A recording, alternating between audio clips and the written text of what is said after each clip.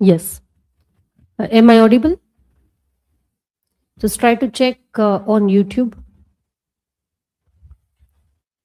Hello? Yes. Good afternoon, everyone. Welcome to the fourth season of Students' Presentation. Today, semester 4 students will present their topics from African Literature, paper 206. So, in the noon session,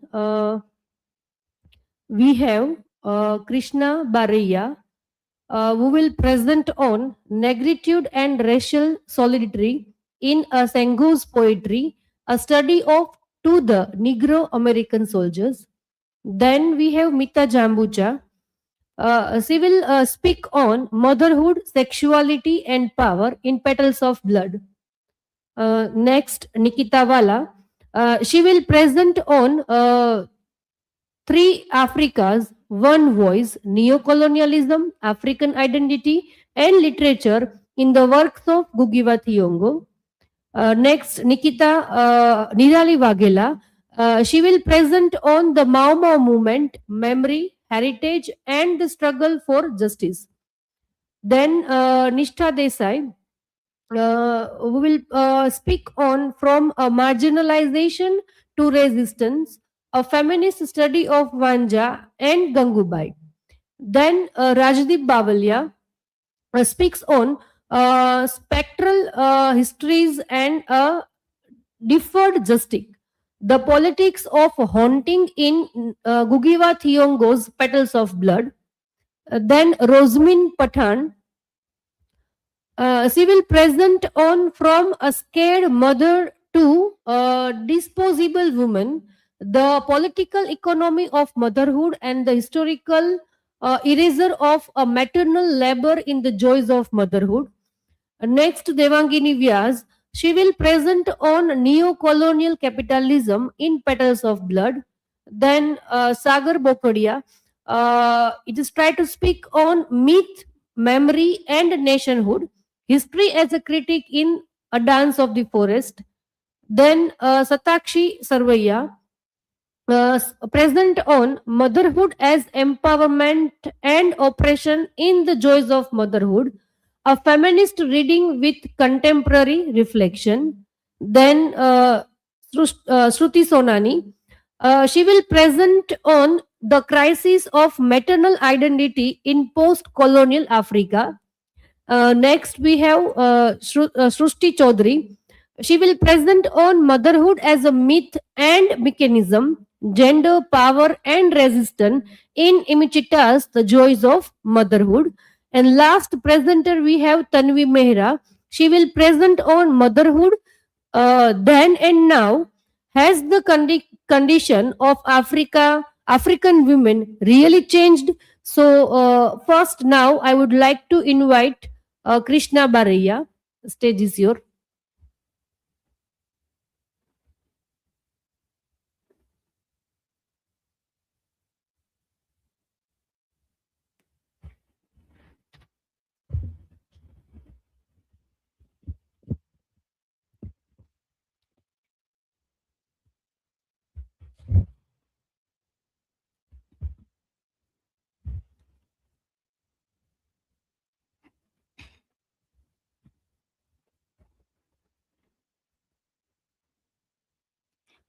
Hello everyone. Today we are going to discuss about negritude and racial solidarity in Senghor's poetry, a study of the to the Negro American soldiers. Here is my personal information, table of content, hypothesis. This study hypothesized that in To the Negro American Soldiers, Senghor construct negritude not merely as a racial pride but as a traditional ethical consciousness that transforms shared black suffering into a spiritual solidarity while simultaneously exposing the moral contradiction of Western democracy during World War II. Here is my research question. How does Senghor define and operationalized negritude in his poetry, and other question? Moving further, starting from the introduction. So the negritude movement emerged in the 1930s as a literary and ideological response to French colonial assimilation and racial discrimination. Spearheaded by Senghor, then other writer like M. Caesar and Leon Dimas. So negritude sought to reclaim black identity from colonial construction of inferiority. Rather than accepting European universalism, negritude, we can say, affirmed African culture, values, rhythm, spirituality, and communal ethics as a legitimate epistemologies. Senghor's poetry represents one of the earliest systematic attempts to transform racial identity into cultural philosophy. In this poem, he extend negritude beyond, we can say, continental Africa, then constructing a diasporic solidarity rooted in, we can say, shared historical trauma. The poem moved beyond nationalist boundaries to imagine a global black fraternity shaped by colonial violence and war. Here is the historical background image. So, if we see the historical background, the poem must be read in the context of a Second World War. In this war, we all know that African American soldiers fought for the United States against fascism, even though racial segregation and discrimination were institutionalized within American society. And this create a profound ethical contradiction. Black soldiers defended democratic ideals abroad while being denied equality at home, and while if Africa remained colonized. This paradox reveals what Franz Fanon later described as the divided consciousness of the colonized subject, forced to defend values that systematically exclude him. Here is the introduction of poet. He was the philosopher and first president of independent Senegal. And he take education in France. And we also know that he was a founder of concept of negritude. He defined negritude as the sum total of the cultural values of the black world. In 1964, he promoted cultural dialogues and humanism rather than violence, anti-colonialism, colonial resistance. He different from a radical thinker like Frantz Fanon, who support revolutionary struggle.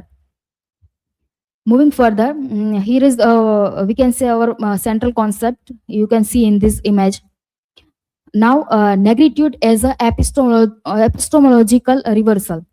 So Senghor's statement, we all know that emotion is the negro as the reason is Greek, has often been misunderstood as a biological essentialism. However, within colonial discourse that equated reason with civilization and emotion with uh, primitiveness, this formulation strategically reverses the hierarchy in this poem. So solidarity is built not through politically rhetoric. We can say it's also challenges to question of the Western power, but not directly. But it's also emphasized on the emotion. In the next, apostrophe and translation brotherhood. So the poem's direct address to Negro American soldiers, which create an intimate rhetorical bridge between Africa and the diaspora. This apostrophic strategy collapses geographical distance and constructs an image and community. You are not poor soldiers with bare hands. So through these quotes, Senghor described that identity. Then here you also describe a concept of Gilry, Black Atlantic, which connected with the global identity. Now, blood imagery and sacred sacrifices. These motifs of blood transforms military death into the sacred offering, which morally describe importance of shared ancestry, collective trauma, and historical continuity. Thus, violence is aestheticized not for glorification but for ethical remembrance. Ethical crisis and Western hypocrisy. The ethical crisis emerged from the tragic position of black soldiers who defend a democratic principle that deny them equality. So, poet Tone remains mournful rather than accusatory, revealing his humanist philosophy. Then, essentialism and its strategic function. So, racial solidarity in the poem must be understood as a historically situated resistance rather than a timeless racial theory, if we see in this image. Here is the critical theoretical perspective. You can see in this image, everyone thinker argues own thinking through this poem. Here is my learning outcome and conclusion. To the Negro American soldier reveals that negritude is not simply an assertion of racial pride, but a deeply philosophical and poetic response to the violence of colonial modernity. Senghor construct racial solidarity through the emotional kinship, shared historical memory, and the we can say sacred remembrance of black sacrifice. By transforming the black soldier's death into a symbol of collective dignity, the poem challenges colonial narratives that devalue black life. At the same time, it's exposed the ethical contradiction of Western democracy, which we can say proclaims universal freedom while situationing racial inequality. Although Senghor's formulation of identity has been critiqued for essentialism, his vision of negritude function as a historical grounded strategy of resistance and aesthetic expression and ethical we can say intervention that reimagines black identity as a translational then unified and spiritual empowered. Here is the references. Thank you. Now here free to ask question.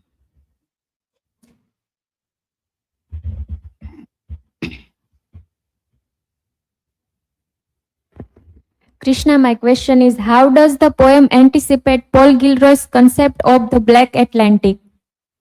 Yes, Tanvi.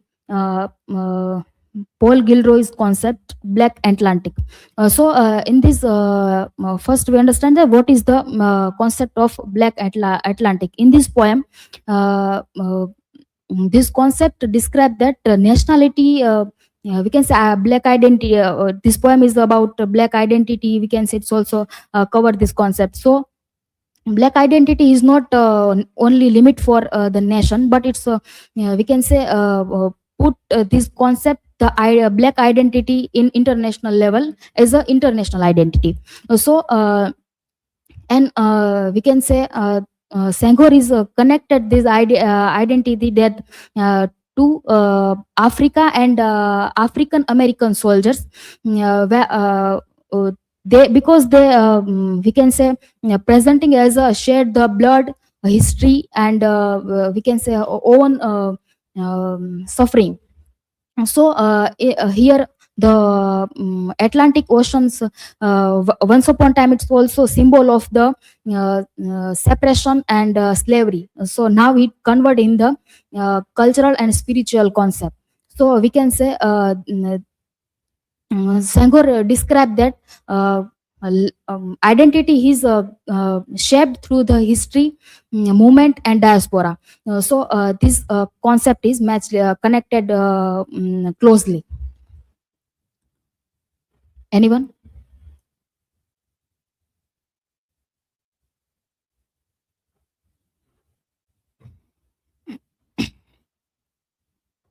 Krishna, my question is racial solidarity in the poem political, spiritual, or both?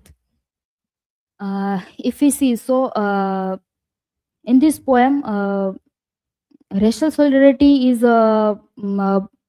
both, because but we see so first mostly it's emphasizing on spirituality, because if we see spirituality, so uh, mm, uh, we can say Senghor is described the African and African American soldiers with the through the shed his blood, we can say his suffering and identity. In this poem, it's also he called to this soldier as a we can say sons of Africa. It's described that it's we can say emphasizing on emotion and cultural identity, and it's also called the political also, because this poem it's indirectly we can say indirectly challenging the idea of colonial division. so if we see his language is not we can say directly or argue or politically used, no, he not use the political language or aggressive language, but this idea of we can say identity of black we can say black people, and unity of black soldier. It's also we can say become a political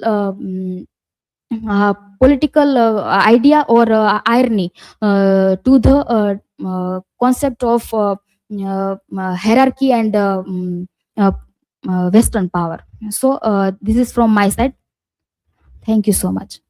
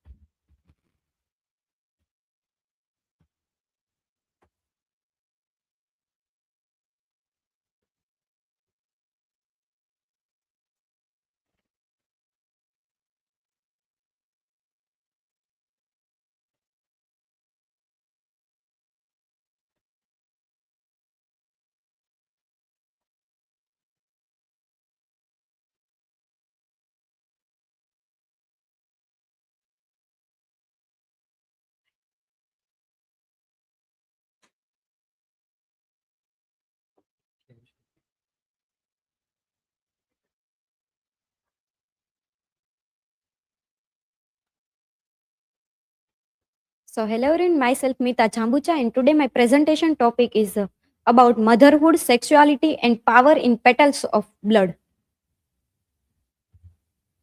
This is my academic information. Research question: how does petals of blood represent motherhood and female sexuality is interconnected sites of oppression and resistance within colonial, capitalist, and patriarchal systems? Then hypothesis: petals of blood by Gugiwathingos present women's oppression as a shaped by colonialism, capitalism, and patriarchy. Motherhood act as cultural resistance, while sexuality becomes commodified. Through character like Vanza and Nyakunwa, the novel shows the woman gain power through both individual and collective resistance. This is my table of content. First, we start with introduction. So, the novel is set in post-independence Kenya. It shows how colonialism still affects society. Women face triple oppression: race, class, and gender. Uh, but they are not only victims; they also resist the create changes. Motherhood gives cultural strength, and sexuality become both exploitation and survival. Woman power and exploitation in petal of blood. Women play many roles: mother, workers, and leaders.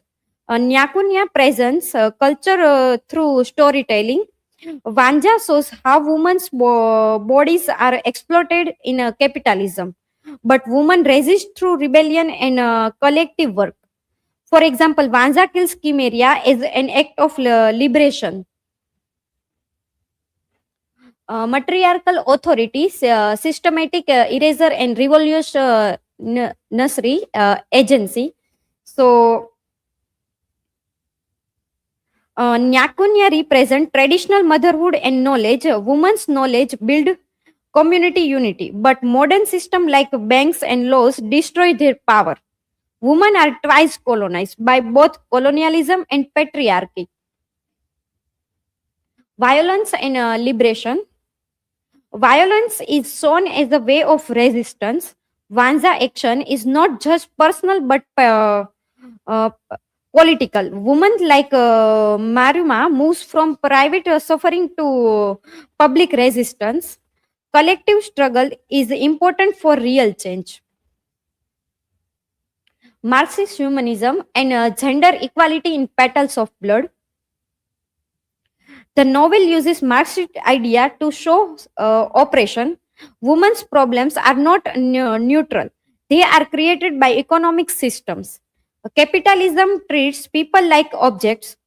Woman faces a double burden, patriarchy and capitalism.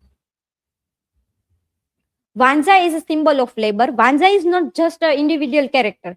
She represents the working class people. Her life shows how poor people are forced to struggle to survive. Her change into a high class war is not a moral failure. It is a survival strategy in a system where even the human body becomes a commodity. Solidarity is a power. The article suggests that gender equality cannot be achieved individually. True change comes through collective struggle. Men and women must work together to challenge and overthrow the exploitative system. Only through unity can social achieve and justice and dignity for all. Then gender is a vehicle of history. The women carry history through motherhood and culture. Sexuality is not only exploitation, it can also be resistance. The novel challenges traditional ideas of fatherhood and uh, lineages. Women play an important role in shaping history. The fire next time, constructive violence and rebirth. The violence is shown as a way to remove oppression. Vanza actions represent purification and changes. Her pregnancy symbolizes hope for a new future. It struggles rebirth of a better society. So, in conclusion, women faces multiple forms of oppression, but they are also strong and active agents of change. Motherhood becomes resistance, sexuality becomes survival, and sometimes rebellion. Real freedom require collective struggles and social changes. Learning outcome: explain the major themes of novel, understand the and explain the central themes of Petals of Bloods, including social injustice, post-colonial struggles, economical exploitation, and gender in- inequality within the context of a Kenyan society. Understand the concept of triple oppression. Analyze motherhood as a power and resistance. Examine female sexuality in a capitalist context. These are my references, and thank you.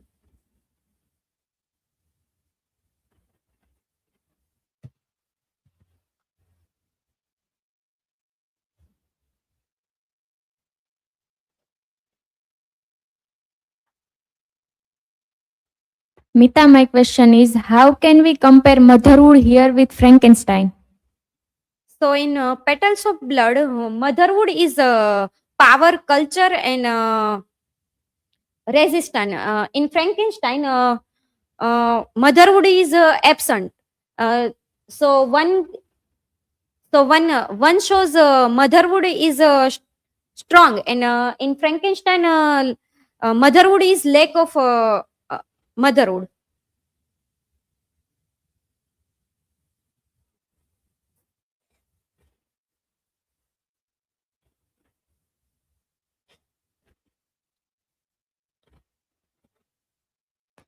Mita, my question is that how is African feminism different from Western feminism? African feminism focuses on community, culture, and colonial struggle. Then Western feminism is focuses on individual rights and gender equality. So this is from my side. Thank you.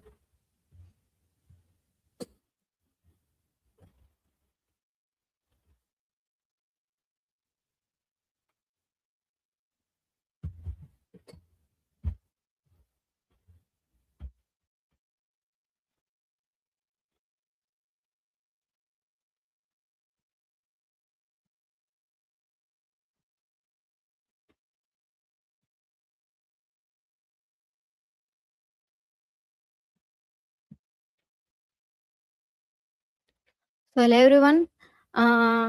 Today my presentation topic about the three Africas, one voice, neocolonialism, African identity and literature in the works of Ngugi wa Thiong'o. So these are my personal information, table of contents, and first we see research question. How does Ngugi wa Thiong'o's literary and intellectual trajectory from class-based analysis to cultural nationalism reflect the broader tensions between neocolonialism, African culture identity, and the decolonizations of language in post-colonial African literature? A hypothesis is if African literature, particularly the novels of Ngugi wa Thiong'o, is examined through the intersecting the lens of neocolonialism, cultural identity, and linguistic decolonizations. Then it becomes evident that African liberation required not only economic and political transformation but also a fundamental reclamation of the cultural identity and indigenous language, without which independence remains a formal achievement rather than a lived reality for the majority of African people. So here is the introduction. So in the political independence, many African countries remains economically dependent, culturally dominant, and linguistically marginalized. So here is some scholar Oteni and Nwakwa shows that colonialism systematically destroyed African social and cultural system, and Mofin and Vigorox warned that over 2,000 African languages face disappearance. These are not a distant historical problem; they are lived realities that African literature effectively confronts. At the center of these confrontations stand Ngugi wa Thiong'o's.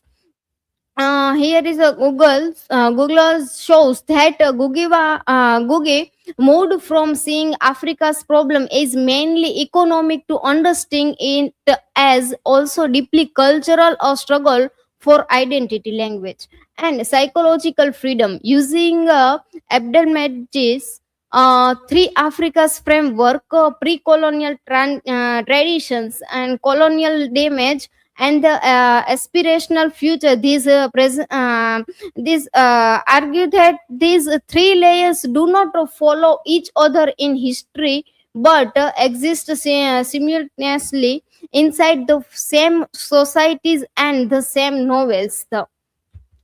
Here we see the three Africas framework. First, we see the Africa is the original Africa before colonialism. Africa had its own language, stories, governments, and tradition.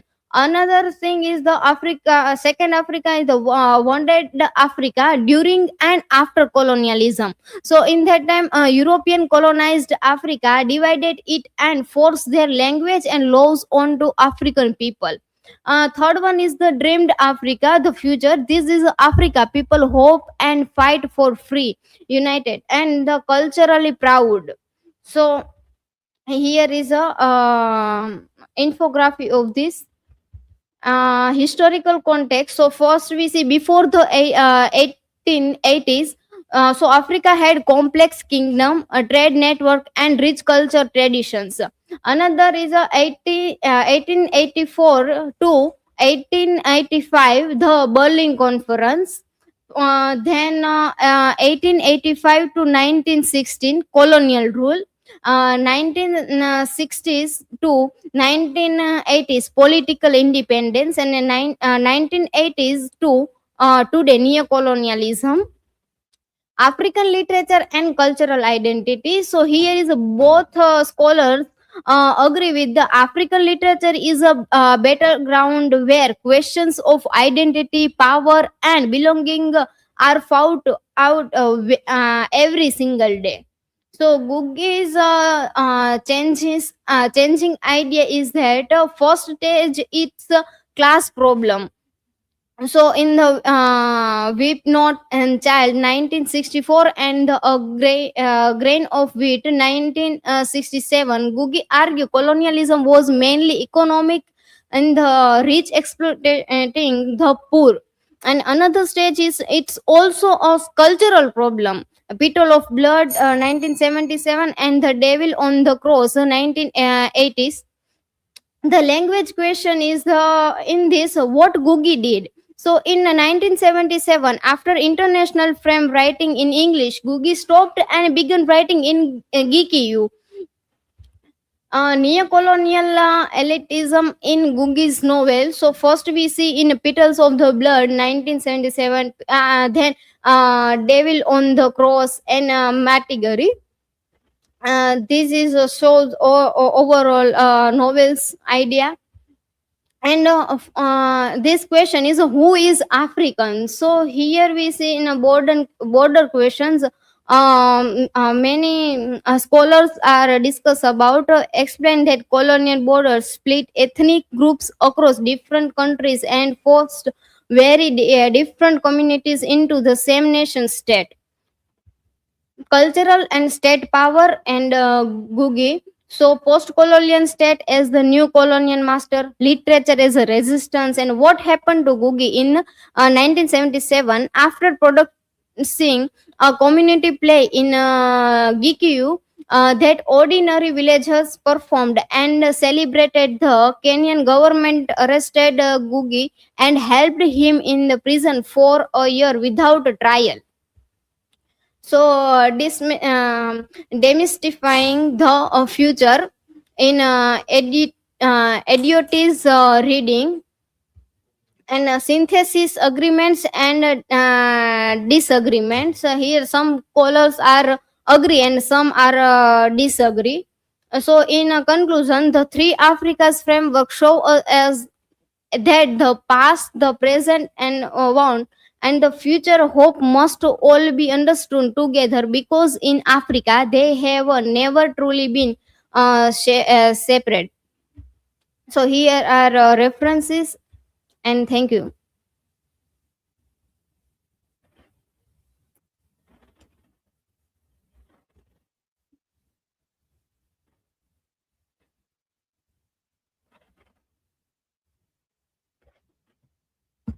So, Nikita, how did the Berlin Conference shape African identity?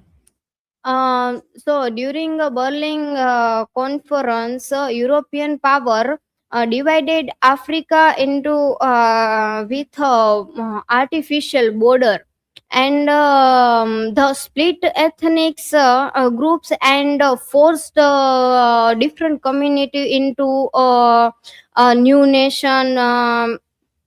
New nation and creating long term identity conflict that still affected Africa today.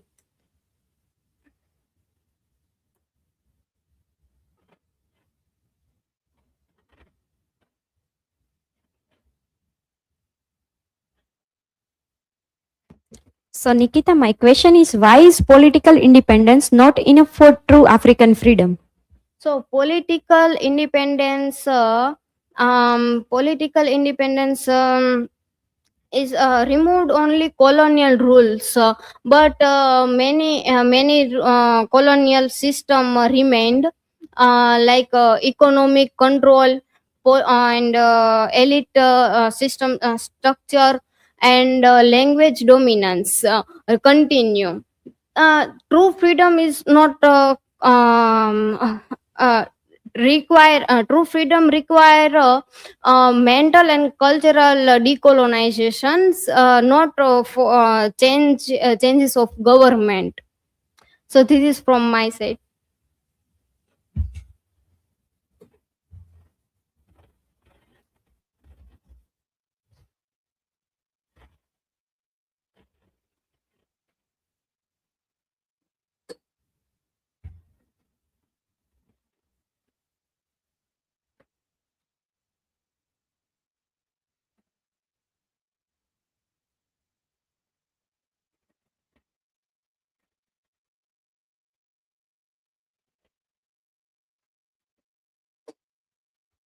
So, good afternoon, everyone. I am Nirali Vagela. Today, I am going to present the Mau Mau movement, memory, heritage, and the struggle for the justice. This is my academic information. Research question: how did British colonial land policy contribute to the emergency of the Mau Mau movement in the Kenya? Hypothesis is that British colonial land policy, particularly land alienation, forced displacement of the Kikuyu population and the creation of the settler-controlled white highlands directly contribute to economic marginalization, social disintegration, and political radicalization, thereby leading to the emergency of the Mau Mau movement in Kenya. This is table of content. Introduction.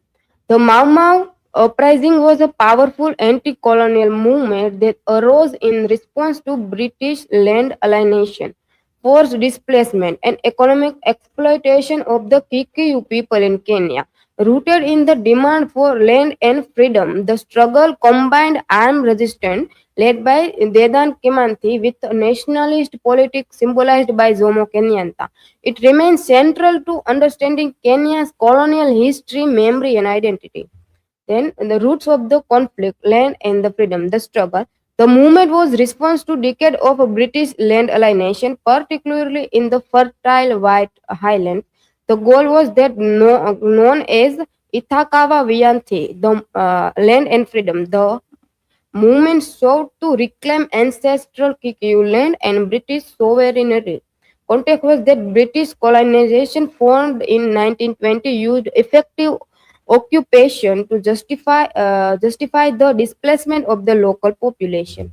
Here is Didan Kemanthi was the millennium leader of Mau Mau movement in Kenya, and he was executed by the British colonial in 1957. And then the Jomo Kenyatta was first. He was not directly part of the Mau Mau movement, but he after independence he first became prime minister and then first president. Colonial violence and state crimes. So basically, how first they colonial people took fertile land from Kenyan people, and then they forced the Kenyan people to move from that, and those who didn't move from their ancestral land of there, they then British people forced them to work in their own lands. And then the official archive versus the personal record. In this, how African and Kenyan people try to have their history and the Operation Legacy. At the dawn of independence, the British state deliberately destroyed thousands of documents, evidence of torture and murder to obscure the record of atrocities. The silence. For decades, both the British and Kenyan state maintained a political forgetting to ensure post-colonial stability. So, British people try to destroy the document and evidence of the torture they did to the Kenyan and African people. Then tracing a forgotten heritage making. Heritage in Kenya is often used to maintain ethno-political identity. However, Mau Mau sites were long neglected by official conservation efforts. The landscape. The land of the Central Canyon still bears scars such as ruin of detention camps and emergency village. Then the tin trunk archives, grassroots preservation. Survivor kept personal material archives, photographs, letter, and document hidden in tin trunk, under beds and in drawers. Then emotional signification. This trunk represent an intimate archive used to make sense of violent past when official history failed them. So they tried to preserve their history by storing a photograph, letter, and document in tin track. Then the body is an archive, corporal record, corporal records, physical scar and wounds from torture serve as an intimate archive of violence that survivor carry daily. Survivors carry daily. Sensor memory. A trauma is triggered by modern sensory experience, such as the sound of a low-flying plane reminding survivor of the colonial bounding. So then the unburied victim, then compensatory. Conclusion. The Mau Mau movement remained a defining symbol of resistance in Kenya's history. Despite colonial repression and silence, its memory survived through memorials, personal archives, and legal battle. It represents not only a fight against colonial rule, but also an enduring struggle for recognition, justice, and national identity. This is my reference. Thank you. If you have any question, feel free to ask.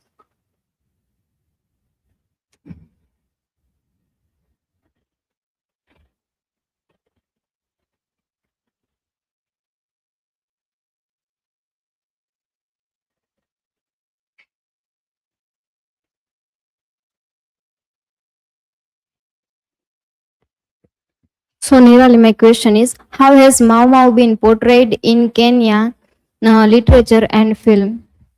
If we see Kenyan literature, the Gugiwa Thingo tried to show Mama movement not just as the rebellion, but how Kenyan people have suffered because of colonialism, and how they tried to torture people. They in Gugiwa Thingo's novels like wheat, the grain of the wheat and the petal of blood, we can see how Kenyan people have suffered in that. And in film, we can say that older colonial film tried to show Mau Mau movement as a rebellion, but now the Kenyan and African film tried to show Mau Mau as the heroic movement against the colonialism and for freedom. Any other question?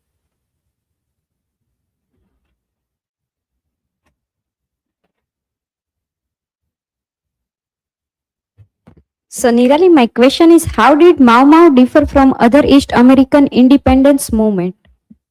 Mau Mau movement is different from other African movements because it particularly happened in Kenyan state for the land, while other Eastern African state like Uganda and other state, their independence movement was more peaceful and political negotiation than the Mau Mau movement. And Mau Mau movement is more violent and intense because many people have died in this movement.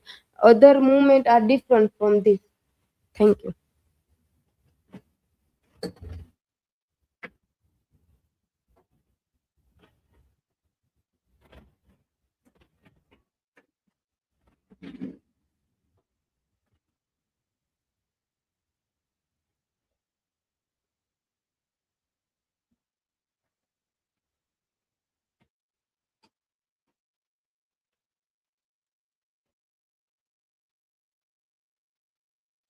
Good afternoon, everyone. My today's presentation topic is From Marginalization to Resistance, a feminist study of Vanja in Petals of Blood and Gangubai in Gangubai Kathiawadi. Here are my academic information, table of content, So we know that the feminist theory, there are many feminist theories. So here I connect that with Simone de Beauvoir's that theory and subaltern theory by Spivak in that both Petals of Blood and that Gangubai movie. How the term fallen women they used for that prostitute. So how people use that word fallen women in that context for prostitute, and how they survive in the society, how the situation also they, in which situation or some circumstances they do that prostitute works. So, in my hypothesis that earlier I mentioned that the term fallen woman and stigmatized woman, how the society treats them with a moral weakness, how patriarchy treats them as a moral weakness, and but how and in that Vanja character of Vanja and character of Gangubai, we can find that resistance to that patriarchal society. So here we discuss that. So, feminist theoretical framework. So, this study is based on that Simone de Beauvoir's that theory that women treat always as a other. So, how we can know that prostitute women are also treated as a other. So, how that according to Beauvoir, women are not born subordinate, but they are socially constructed and positioned as inferior through male dominant and that our cultural. So, in that theory of marginalization by Gayatri Spivak, also we can find that double marginalization for women. So we can connect that for Vanja also, because that colonialism and then as a woman she suffers a lot. Vanja's land disposal and economic survival. We know that Vanja opened brothel house. Why? Because of that get back land of Nyakumnya. So she opened brothel house, and before that she also exploited by Chimeria. So, how that as Al-Azawi argues in article, Gugi shows how patriarchal and colonial system deprive women of economic resources, forcing them into exploitation condition while also stigmatize them. So, how that was not Vanja's for that circumstances that did that open brothel house for land. So how she is entered in that prostitution. And here situation of Gangubai, she also betrayed by her lover. So how she betrayed by her lover, and how she accept that prostitution, and then in the end of movie she also resist, and in the end of the novel Vanja also resist against Chimeria. So how they betrayed by society, patriarchy, and then resist against them. So here that resistance and agency. So I also earlier mentioned that they are financially independent both, but how they in the society they treat as a prostitute. So they survive in the society, but also know as other women. Here I put that comparative analysis of Vanja and Gangubai, how that betrayal economically and then betrayal by lover, and from that resistance, one is that kill Chimeria, and another became a social and political leader. And overall significance, we can find that how empowerment through survival, and then another in Gangubai's case, how she empowered with activism. Here, one infographic I put here. Here you can find that from starting to ending, and here in the national allegory outcomes, you find that both end of there. So conclusion. So in conclusion, we can say that how they suffered from marginalized in both novel and movie, and how they resist against, and how they deny the stereotype term fallen woman by their resistance. So there are my references. Thank you. Now you are free to ask questions.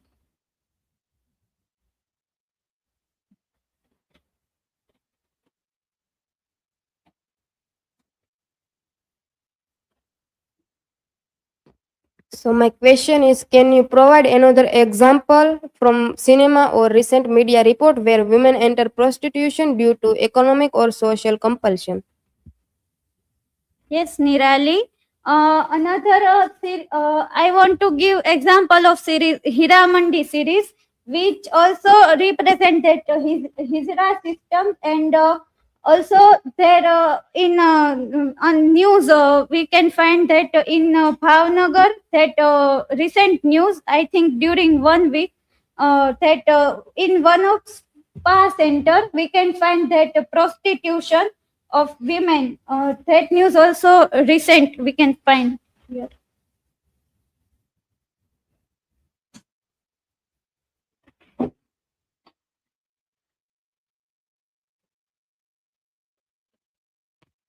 So my question, Nishta, how can societal attitudes toward women in prostitutions be transformed? Yes, Nikita. So at least we should say people, if you not say that not respect them, so do should not use that bad words for that prostitution character. So from that, or from that movies, we can that we should spread that justice to that prostitute workers. Thank you.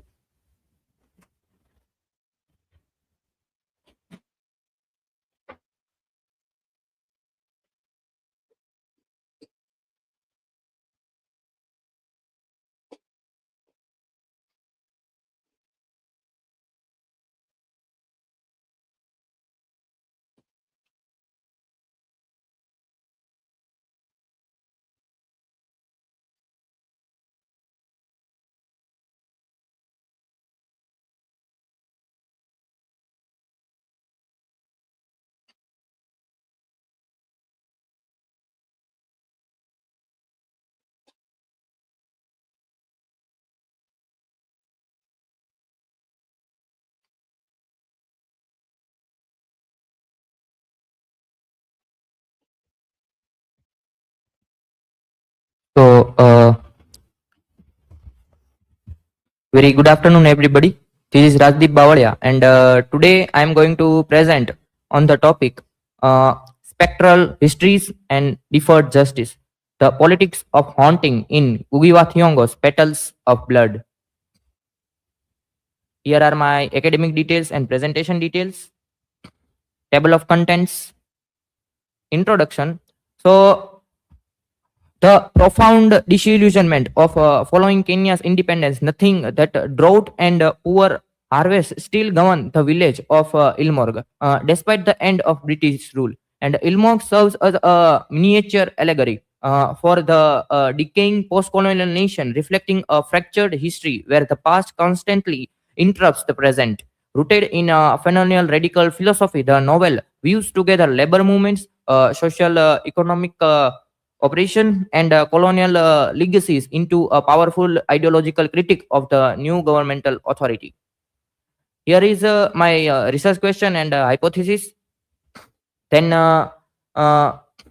the theoretical framework, ontology, and costly matters. So, the theoretical framework of ontology, which shifts ghosts from supernatural entities to political figures, demanding ethical accountability, drawing on Derrida, who asserts we must speak of ghosts in the name of justice.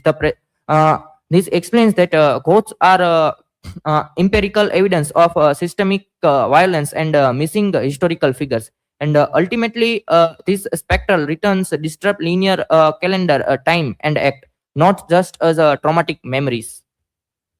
Then the costly landscape, disposition, and environmental alienation.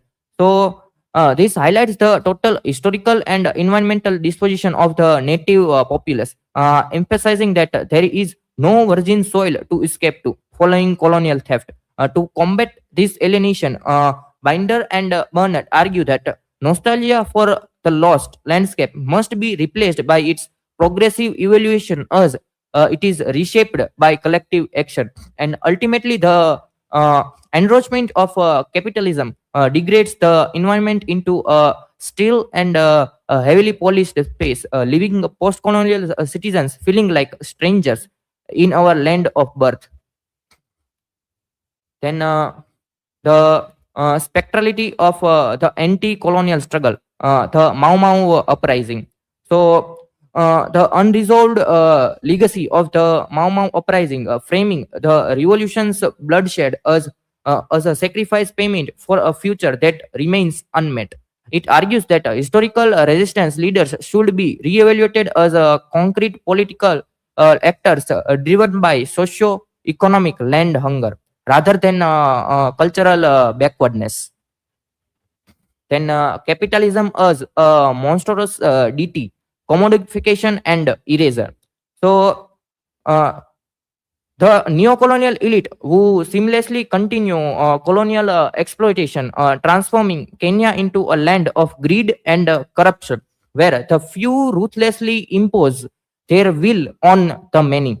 So these leaders rely on monstrous banking systems that act as a power unto itself to uproot centuries-old rural lives and consolidate wealth through theft rather than innovation. Then gendered hauntings, subverting the patriarchy and the metonymic body. So the physical degradation of female characters serves as a metonymic canvas upon which the mistranslation and failure of the post-colonial nation are recorded. And despite this trauma, the narrative actively subverts traditional sexism by placing marginalized women at the center of fighting against social injustice and leading communal delegations. And consequently, decisions like turning to sex work are reframed as rational survival strategies within a barren economy, allowing characters like Vanja to weaponize their sexuality to kill their oppressors and enact spectral justice. Then narrative aporia, memory, and untranslated resistance. So the novel's fragmented structure and deliberate use of untranslated linguistic moments reflect the failure to achieve genuine national liberation. And moments of narrative silence and temporal disjunction, known as aporia, expose the lingering grip of colonial values, showing a state in arrested development. And to combat this amnesia, a modern state, the novel relies on subjective and multiple narrators and the voices of elders like Nyakunya, who preserves a costly archive of collective memory by celebrating rainbow memories of gain and loss. Then the specter of revolution, constructive violence, and the not yet. So the delayed but inevitable specter of a working class revolution, validating aggressive resistance against oppressive structures as a form of constructive violence. And the narrative projects a hopeful futurity where the workers and the peasants will ultimately seize power and dismantle the predatory capitalist system. Then conclusion, the unfinished history and the demand for justice. So this presentation concludes that Kenya's transition to formal independence was an illusion that merely masked the ongoing continuity of capitalist extraction. Because systemic injustices cannot be buried, the cost of disposed act as a empirical evidence that organized historical forces and inevitability make their impact felt in everyday life. And here are my learning outcomes, that exploring the spectrality of neocolonialism has deepened my understanding of decolonial theory, revealing how the metal power of 1970 is banking prefigures modern algorithmic and infrastructural coloniality. And I learned to view Derridian ontology as an actionable methodology for excavating political erasures. Here are my references. Okay, thank you everyone. Now if you have any questions.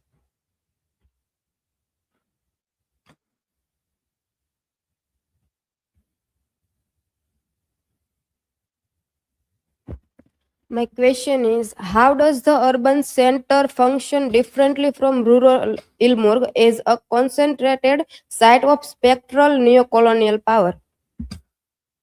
So the urban center uh, right now functions as a modern headquarters for neocolonialism, and in this modern city of neocolonialism, corrupt politician and foreign money actively controls the nation. And unlikely the wealthy city, the rural Ilmorg is like a forgotten place, and it is only valued for what when the elites want to extract something from it, such as like a land or a poor label. And the city creates like invisible and costly financial systems and laws. And while rural village is like a place where a physical destruction of a community and its culture and its histories actually happens.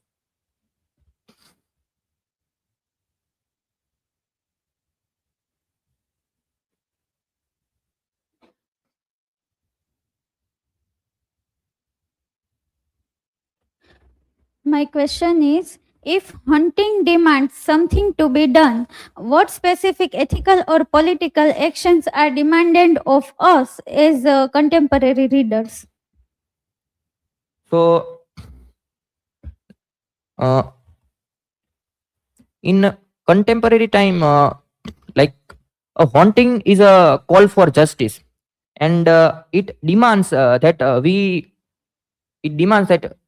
we stop ignoring we should stop ignoring some like uncomfortable and violent truths of history. And it ethically, like should remember uh, we should remember the forgotten victims of colonialism, and forgotten victims of colonialism. And we also should hear or listen to the voice of marginalized voices, which official history tries to erase. And politically the text pushes us to like fight against the like controlled and established systems of inequality, and we collectively fight against it. And we uh, also should fight against the liberation that was promised, but it was never delivered. So this is my answer. Thank you everyone.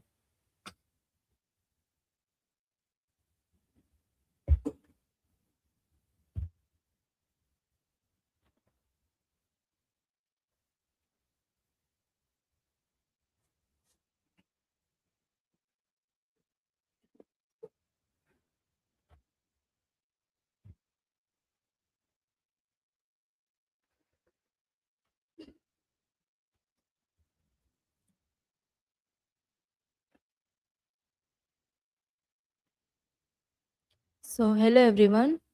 Today my presentation topic about the from great mothers to disposable woman, the political economy of motherhood, and the historical erasure of the maternal labor in The Joy of Motherhood. This is my personal information. Table of content. My research question: how does The Joy of Motherhood explore the gap between the cultural ideal of a sacred motherhood and the economical reality of the maternal exploitations in the colonial Nigeria? So I also mentioned some of the sub questions, like how this motherhood socially construct as ideological expressions of for a woman, and in what way does a colonial capitalism turn motherhood into the unpaid reproductive labor, and how does new ego's life reflect the condition of the double colonizations, and what and why does a maternal sacrifice lead to historical erasure instead of recognition? So my hypothesis support that will African culture present motherhood is a sacred and honorable. The novel demonstrate that colonial capitalism and the patriarchy reduce it to unpaid reproductive labor. Therefore, a maternal sacrifice become economically instant but socially and historical unrecognized. So, my introduction: in many traditional African society, motherhood is considered a sacred and highly respected. But in some of the faculties bring honors and status in this time. African women are showed that his main value connected ability to burn a children, and especially for a son, because a fertility become a honor, status and security within the society. In The Joy of Motherhood, Buchi Imechita's challenges his idolized image of the sacred mother. She showed that motherhood is not only a source of pride but also a system of economical labor and the social control. However, in this way, Imechita's present motherhood not as a natural blessing but as an economical and ideological structure that ultimately lead to the erasure for a woman's labor and identity.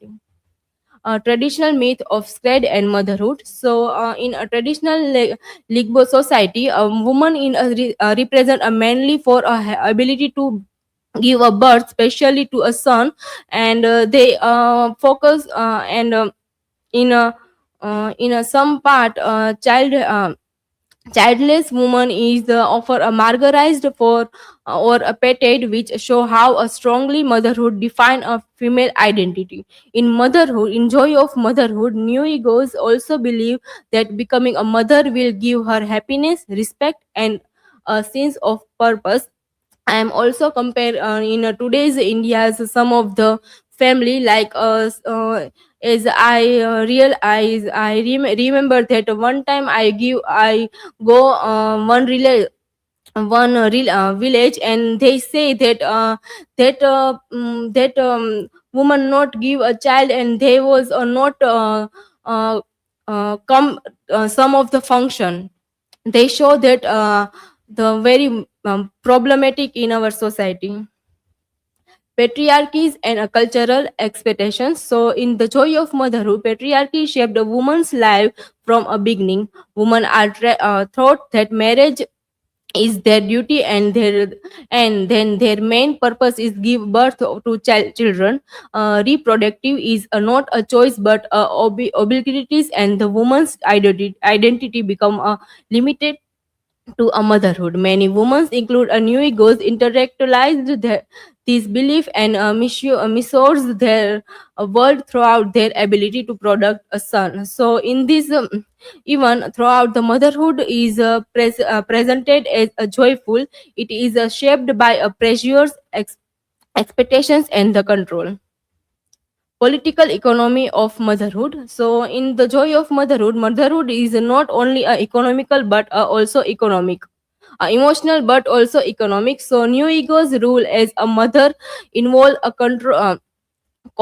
constant reproductive labor, cooking, cleaning, and caring for children, and sacrifice her own need. This work is unpaid, yet it is keep the family and socially functions. So they believe that they support their present in as they believe they give all her life to her son, and they so as a present in old age. Reproductive labors and colonial capitalism. So, in the novel, children are seen as an economical investment. New egos believe that her son will become her future security and support her old age. She sacrifices her comfort, health, and happiness. However, under the colonial capitalism in the Lagos, the wage economic replace a traditional communal support, and the life become a more expensive. Economical labor and identity eraser. So, a new ego's motherhood is not only a physical labor but also emotionally labor. She constantly care from her children, sacrifice her personal desire, and endures the suffering without the completing. So this shows how maternal subjective is erased even throughout the mother sustained both family and society. Double colonization. In the joy of motherhood, New Ego suffer from what scholars call a double colonization. See, he is first colonized by the British Empire, which changed the economy, weaks traditional support system, and create a hardship in under Lagos. Son as a failed promise and a colonial hardship. So, New Egos believe her son will be her economic security and emotionally support in the old age, but in colonial capitalism changes family life, marginalized and a legal respect of traditional aspect of the family system. These are the from a spread to dispense, traditional and colonial. My historical eraser of the motherhood. So, in the joy of motherhood, New Ego's life and the painful Iceland, showing the historical eraser for the material label. This is a feminist theory of framework, critical debate. My learning about is throughout this presentation, I have learned that motherhood is not just a personal experience but also a social and economical construct shaped by a patriarchy and a colonial system. I have also developed a deep awareness for how a ideology influences women to internalize the social rules and the new. Mostly importantly, this study have made me to reflect on how a society periods motherhood is in word but offer a fail to support a mother in the reality. Conclusion. In the joy of motherhood, motherhood is a show not as a pure joy but as a ideological constitutive shaped by a patriarchy and a colonial economy. This is my reference. Thank you. Do you have any questions? Please ask.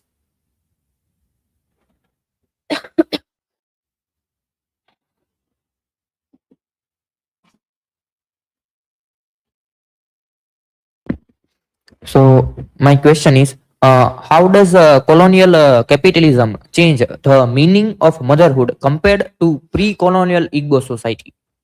So, in a pre-colonial Igbo society, people believe in motherhood as a joy. They give a respect to the woman, but in a colonial capitalism come and they focus on more than focus on money power. And that time we see colonial capitalism change the meaning of motherhood, because some of the child not give a time and respect to her mother.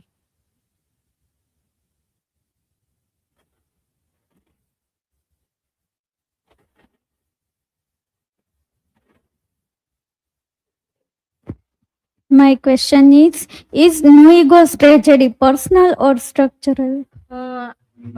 New Ego's tragedy not personal, because in this novel so many mothers face similar problems. That why this is a structural, and they not mothers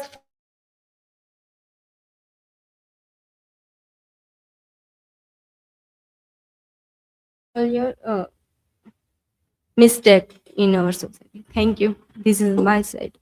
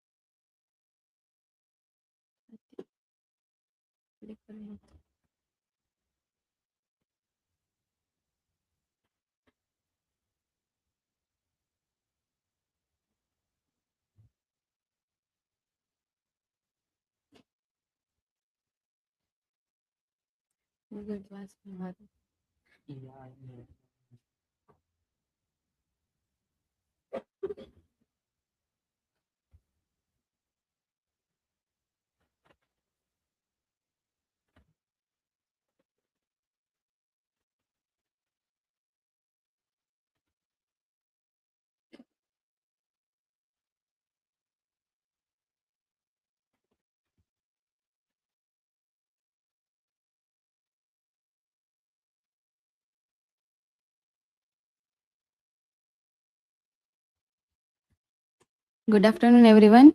Today I am going to present neo-colonial capitalism in Petals of Blood. Academic information, table of contents, research questions. How does Petal of Blood represent neo-colonial capitalism in a post-independence Kenya? In what ways does Gugi portrays the class struggle through the transformation of Ilmog and its characters? How does Marxist framework help in understanding economic exploitation and elite corruption in the novel? Hypothesis. This study hypothesizes that Petals of Blood expose post-independence Kenya as a neo-colonial capitalist state where a political freedom masks continue economic exploitation. Through a Marxist lens, the novel demonstrates that the African elite replaces colonial rules but sustains class oppression and structural inequalities. Introduction. So, Petals of Blood by Gugiwa Thiong'o is a powerful political novel that examines the condition of post-independence Kenya.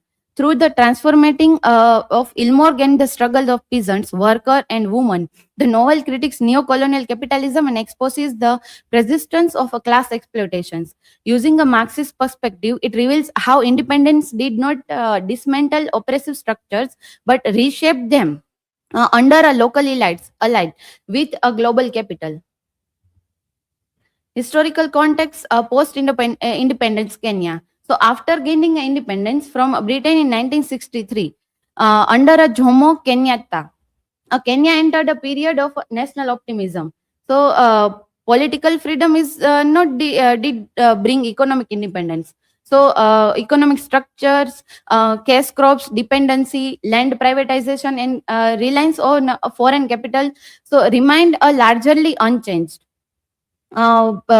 Instead of redistributing land to a peasants who fought in the Mau Mau struggle, much of it was transferred to a small African elites. In Nyakunya's case, we found these things. This emerging bourgeoisie class collaborated with the multinational corporations, maintaining Kenya's dependence on a global capitalism. So, wealth constructed in urban centers while rural communities continue to suffer poverty and displacement. In Ilmorg, we found that how the people are suffer. So, in this context of economic betrayal and class inequality, Petals of Blood exposes how independence reshaped rather than a dismantled system of exploitation. What is neo-colonial capitalism? So, neo-colonial capitalism it refers to a system in which a country is politically independent but remains economically, culturally, and politically controlled by external powers. So, unlike a classical colonialism, they rule through a military occupations, but here we find that indirectly rules through economic dependency, foreign investment, multinational corporations, trade agreement, and international financial institutions. The term was popularized by Kwame Krumras in his book Neo-Colonialism, The Last Stage of Imperialism, 1965, where he argued that formal colonies continues to serve the economic interest of Western capitalist nations even after independence. So, according to him, political flags and national anthems may change, but economic power remains in foreign hands. So here we find that in Petal of Blood, Kenya's post-independence leadership maintains the colonial economic structures, allowing an African bourgeoisie class to replace European colonizers without transforming a system of exploitation. Here, a Marxist framework. So the Marxist framework, based on the theory of class struggle development by Karl Marx, argues that society is divided between bourgeoisies and proletariat. So capitalism functions through exploitations, where workers produce a surplus value but remain economically oppressed. So first is class struggle. So conflict between the ruling class and the working class. Then a bourgeoisie versus a proletariat. Owner exploits laborers for their profits. A surplus value. So worker creates a more value than they are paid. Ideology, institutions like education and religion justify inequality. False consciousness, workers are prevented from organizing their exploitations. So in here, petals of blood, the emerging Africa elites function as the bourgeoisie. So collaborating with multinational corporations and controlling wealth. Ilmorg from village to a capitalist town. So Ilmorg began as a drought-stricken rural community, depend on collective survival. So it transformed into a new Ilmorg. So a commercialized town filled with banks, breweries, and the factories. Then land as a site of exploitation. So land in African societies is not merely a property. It is identity, history, and survival. Former peasants lost ancestral land to corporations and private investors. So this shifts from a communal ownership to a private property reflects a capitalist restructuring. A comparator bourgeoisie. So characters like Chimeria, Chui, and Mizigo represents the comparator bourgeoisie. They accumulate wealth through corruption, bribery, and exploitations. Karega. So a revolutionary consciousness. Karega represents the awakening of political and class consciousness with the post-independence Kenya. So unlike other characters, Karega remain trapped within personal struggles, and Karega gradually understand that poverty and suffering are not accidental but systematic. His belief in a worker solidarity reflects a Marxist idea of collective struggle. Vanja's character demonstrates how neo-colonial capitalism commodifies both land and the human body. She forced into a prostitution due to economic hardship. Also, a bar owner in a new Ilmorg. Then Munira, a moral paralysis. So Munira represents the educated but a passive intellectual in a post-independent society. He is aware of social injustice, but lacks of courage to act decisively.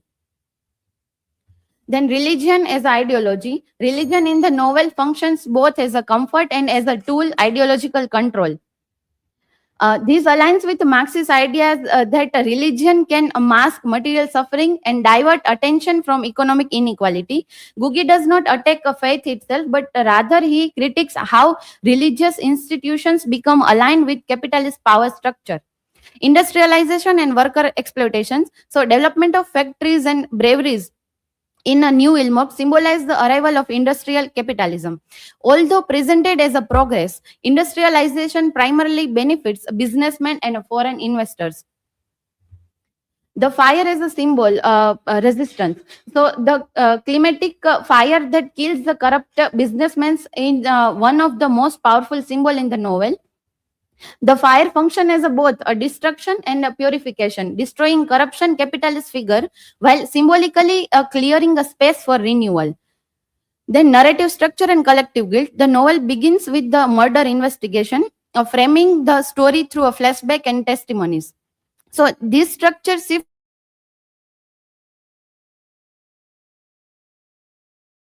places neo-colonial capitalism itself on a trial. The fragmented narrative mirrors the fractured reality of post-independence Kenya. Language and cultural resistance. So, although Petals of Blood written in English, Gugi later rejected English as a colonial language and decolonizing in the mind. Gender and class intersections. Woman in the novel experiences a double marginalization as a member of the exploitation class and within a patriarchal society. Global capital and dependency. Kenya's economy in the novel remains tied to foreign banks, investors, and multinational corporations. Then Gugi's political vision. So Gugi does not merely describe exploitation, he imagines resistance through Karega and the idea of worker solidarity. He suggests that change must come from collective organization. In conclusion, Petals of Blood powerfully exposes the illusion of independence in post-colonial Kenya through a Marxist lens. The novel reveals how political freedom did not bring economic justice. Instead, the colonial systems of exploitations were continued by a new African elites class that collaborate with the foreign capital. The transformation of Ilmorg symbolizes how capitalism penetrates a rural life, commodify human relationship, and depends inequality. Gugi ultimately suggests that a true liberation requires more than a national independence. It demands a structural change, class consciousness, and resistance against a neo-colonial capitalism. The novel therefore stands as both a literary work and a political critique, urging readers to question system of power and envision a more just, equitable society. Here is an infographic about the whole presentation. The problem of neo-colonial trap, neo-colonial alliances, Karega, Vanja, and Chimeria's character, the fire as a purification, the solution, consciousness, and resistance. References, and thank you. Now you are free to ask questions.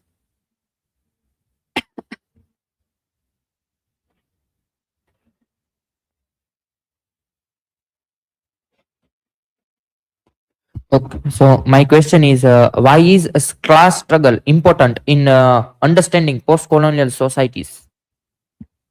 Class struggle shows us that shows us a rich and poor conflict in the society after even independence.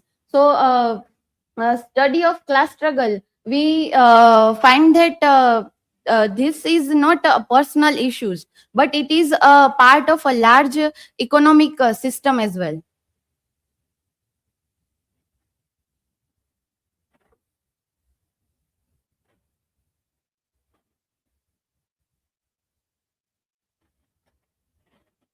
Devangini, my question: how does Munira's character show inner conflict? Yes, Munira's character shows conflicted character here.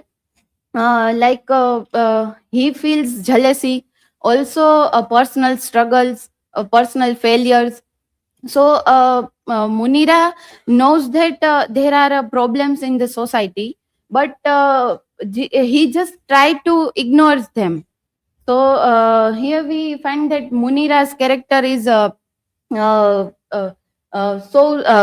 feels the inner conflict. Thank you.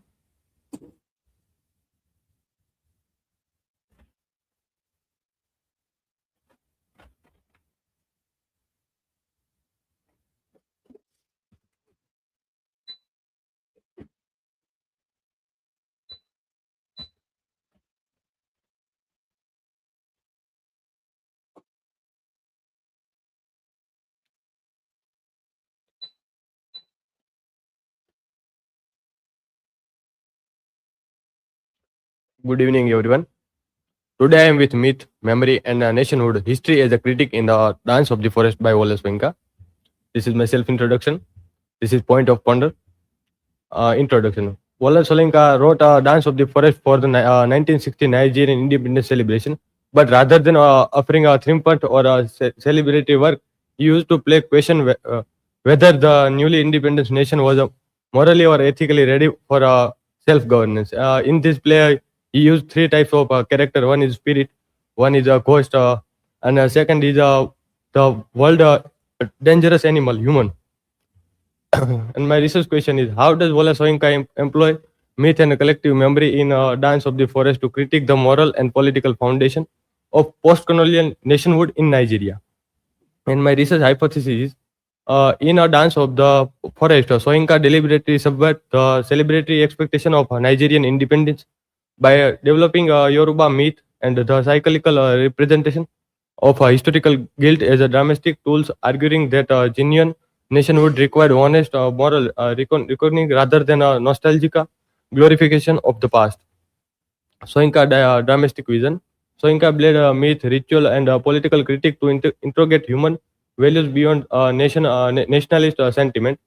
drama as a critic. Soyinka used Yoruba cosmology and a symbolic figure to expose post-colonial moral failure rather than celebrate them. And this play he also used non-linear structure of rejection of nostalgia. Soyinka was critical of African writer who engaged in anchoring backward, romanticize the past without conferring its failure. In myth as a moral agency, figures such as like a spirit character or a ghost character, active moral agent, not a decorative element. Working consciousness, Forrest had declares his burden is to preach the inscription of a soul, deadening habit and bear the mirror of original nakedness. Modern morality play. The play is a modern morality play against a complex 20th century background. Myth as a dramatic technique. Soyinka used Yoruba myth as a precious dramatic technique to expose moral and political failure, not as a cultural decoration. Functional symbolize. Soyinka uses supernatural character like Forest Head, Eroni, Ogun, Ishiro, and the triplets, carrying a specific thematic of weight within the play or moral argument. Modern morality play. Soyinka revived the medieval morality play structure, filling it with a Yoruba cosmological content to address post-colonial moral crisis. Forested, forested to persist the encouragement of a soul of deadising habit. He was the leader of the spirit. The triplets embodying a prevention of human nature that emerge whenever individuals acquire unchecked power over one another. Contradiction and antinomy. The play deconstruct the false narrative of post-colonial progress throughout mythological opposition. Memory and the past. Central concern of the Dance of the Forest is showing deliberately rejection of any romanticized vision of African past. In the play, Soyinka not seen past as a pride, but question the what was wrong in the past, where many post-colonial writers only saw the celebrate and a glorious pre-colonial history as a foundation of for national identity. Soyinka takes a fundamentally different position. Soyinka was critically of tendency among some African toward anchoring backward, arguing that such as a nostalgia was intellectual dishonest.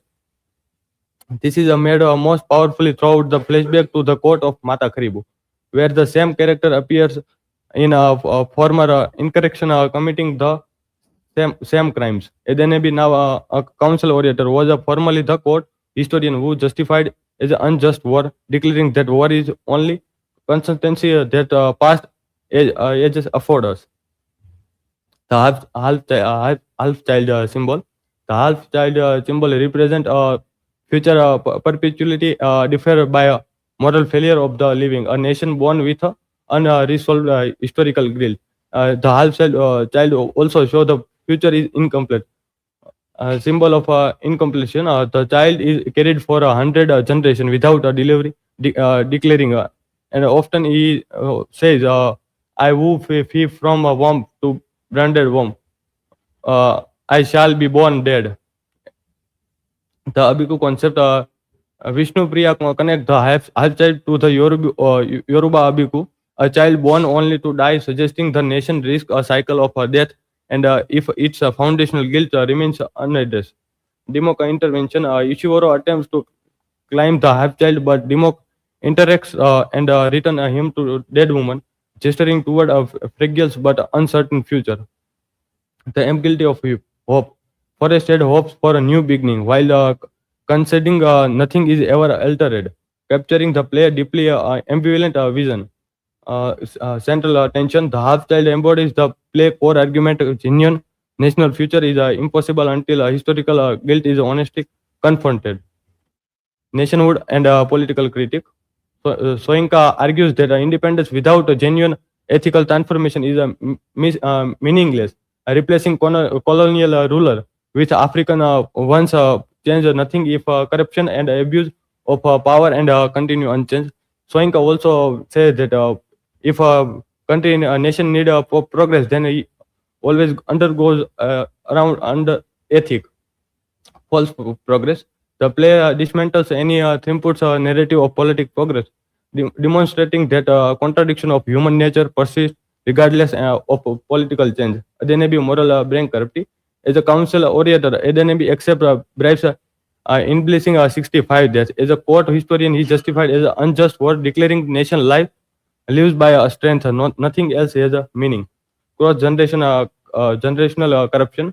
This repetition expose how intellectual and official enable operation across centuries, lending it a false legitimacy. Mata Karibu. His willingness to sell his own solidarity into slavery reflect Soyinka's views that political power divorced from ethical accountability become an instrument of violence. Independence demand of moral reckoning. Political freedom alone is insufficient. The play instead that true liberation require fundamental ethical transformation. Soyinka's cultural project. Soyinka refined that the role of African art and traditional is a post-colonial moment, mobilizing Yoruba cosmology not as a nostalgia but as a active instrument of interrogation and cultural renewal. In the play, Soyinka used a cultural theme, not goes a post-colonial structure. Conclusion: a dance of the forest refused a comfort, a celebration at the very moment. A nation hungered for it. Throughout the myth, memory, Yoruba cosmology, Soyinka transformed the stage into a space of moral accountability rather than a national thinkers. The half-child represent nation, and the forested final word capture the play fragile but persistent hope that by torturing awareness from human soul, perhaps in new beginning, something might finally change. History need not to repeat itself, but only if the living are honest enough to face it. This is my website. Thank you, Ren. If you have any question, feel free to ask.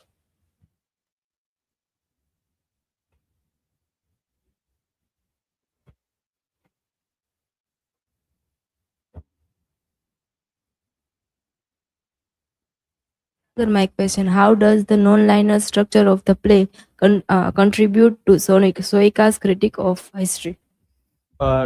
Non-linear structure allows Soinka to go the past and present also. It shows that moral failure and previous life character, how they can create a mistake. Then also non-linear structures showing that character like Edenabe makes a mistake and both the life. So this is a show that history is cyclical, not a progressive.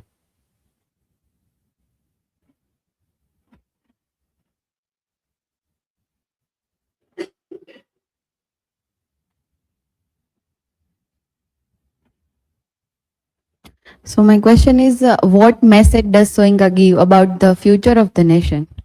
And Nikita also discussed about the political independence. Soinka also suggests that only political independence cannot guarantee of progress, but nation must undergo to the ethic and moral. Then after can changes come, like in the play new child also show that non-linear structure in which is the past and present time for changes, but newborn child suggests us that half child have the incompleteness of nation. So thank you everyone.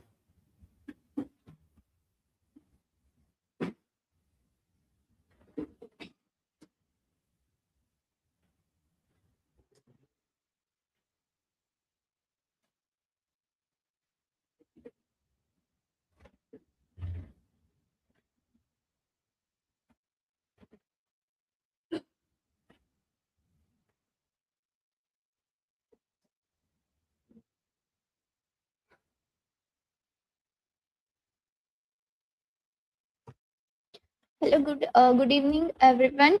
Today's presentation topic is motherhood as an empowerment, and the operation is the joys of motherhood, a feminist reading with the contemporary reflection. These are my personal information, table of contents, research question. How does the joys of motherhood portray motherhood as the both empowerment of and operation with within the patriarchal and the colonial Nigerian society.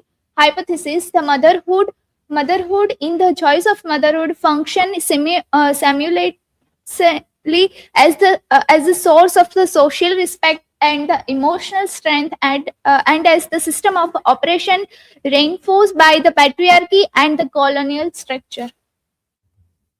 Introduction to motherhood in African literature. Motherhood occupations a central and powerful position in African literature, where is often portrayed as a symbol of life, continuity, sacrifice, and cultural identity. In many traditional African society, as a woman value in a closely connected to her ability to bear and raise children, making motherhood not only a personal experience but also as a social responsibility. African writers frequently they explore how the idealization of the motherhood brings both respect and the restriction to women's lives. While mothers are celebrated as the natures and the preserves of the tradition, they are also uh, burdened by expectations shaped by the patriarchy, community norms, and sometimes the colonial influence. Through the such repetitions, African literature question whether motherhood truly empowers women or conflict them within the social constructed roles. Motherhood under the colonial influence. The colonial changed the traditional African family, the structure and the gender role. Within the introduction of the Western economic system began working outside the home, leaving women with a greater domestic and the financial responsibilities. Although the motherhood remained the culturally respected, colonial rule increased the woman's burn and economic struggles. As a result, motherhood becomes not only a respect role but also a challenging and excusing experience and shaped by the poverty and patriarchy. Then concept of the motherhood in traditional Igbo society. In traditional Igbo society, motherhood is the main source of the woman's identity and the social respect. A woman gains the recognition through the childbirth, especially by burning sons of the continued the family lineage. Will the motherhood the brings dignity and honor, it also limits a woman to domestic roles and the reinforce the patriarchal expectation. Therefore, the motherhood becomes both a source of a status and social restriction. And now a different concept of the motherhood in a traditional Igbo society. In Igbo culture, as a woman value in strongly connected to her ability to give birth. Motherhood gives her respect and the security in society. However, is the respect comes with the conditions. Women are expected to dedicate themselves completely to family and the household duties. So even though motherhood is the provides honor, it also restricts the woman freedom and individuality. The next is the feminist interpretation of the motherhood. From a feminist perspective, motherhood in the choice of the motherhood is shaped by the patriarchy rather than the personal choice. Women are valued mainly for their ability to bear the children, which is the limits of the independence and individualities. Will mother offer the respect and emotionally strength, it also leads to sacrifice, economic dependence, and the loss selfhood. Thus, the novel critiques the system that confines the woman not woman only to maternal role. Again, the difference of a feminist interpretation of the motherhood. If we look at the novel from a feminist angle, we understand the motherhood is not just a biological role but the social expectation created by patriarchal. Women are appreciated only they become a mother, and their sacrifice are praised virtues. However, this praises hides their suffering and dependence and the loss of identity. Imichita is not criticizing motherhood itself.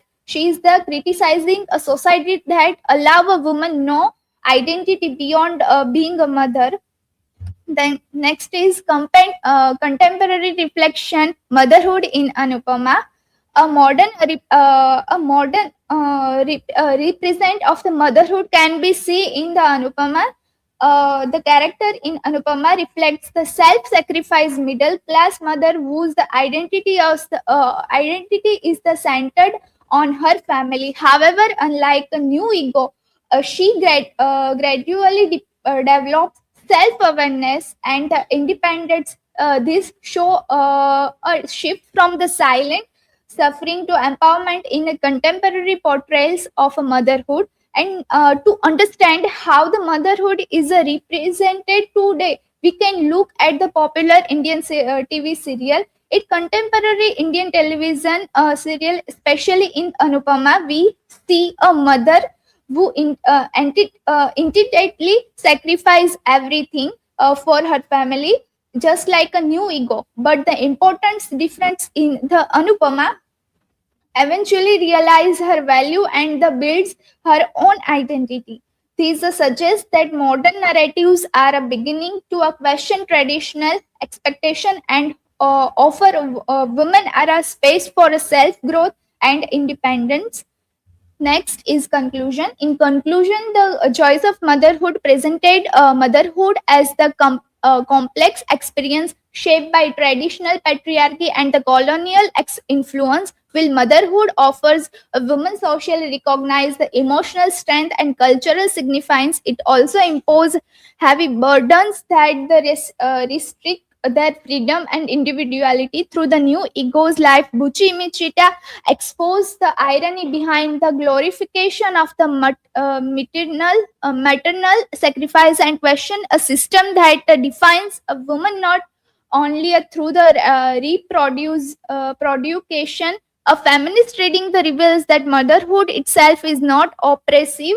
Rather, it becomes oppressive when society denies women autonomy and selfhood. When the view allowized contemporary representation like Anupama, we observed a gradual shift toward female self-awareness and empowerment. Thus, the motherhood remains both a source of strength and a site of a struggle, depending on the social structure that shape it.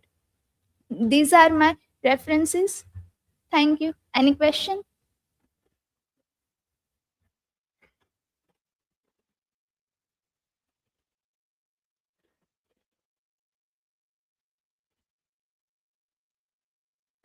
Satakshi, on your presentation, what is the core feminist message of the novel? The novel show that a woman's that a one just a mother that they should are they should sacrifice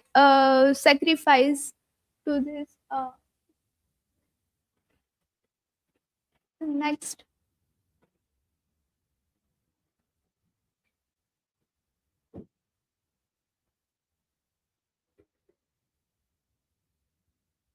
So, as you connect the choice of motherhood with Anupama, so in what ways do socio-historical contexts determine the scope and limits of female agency in the choice of motherhood and Anupama?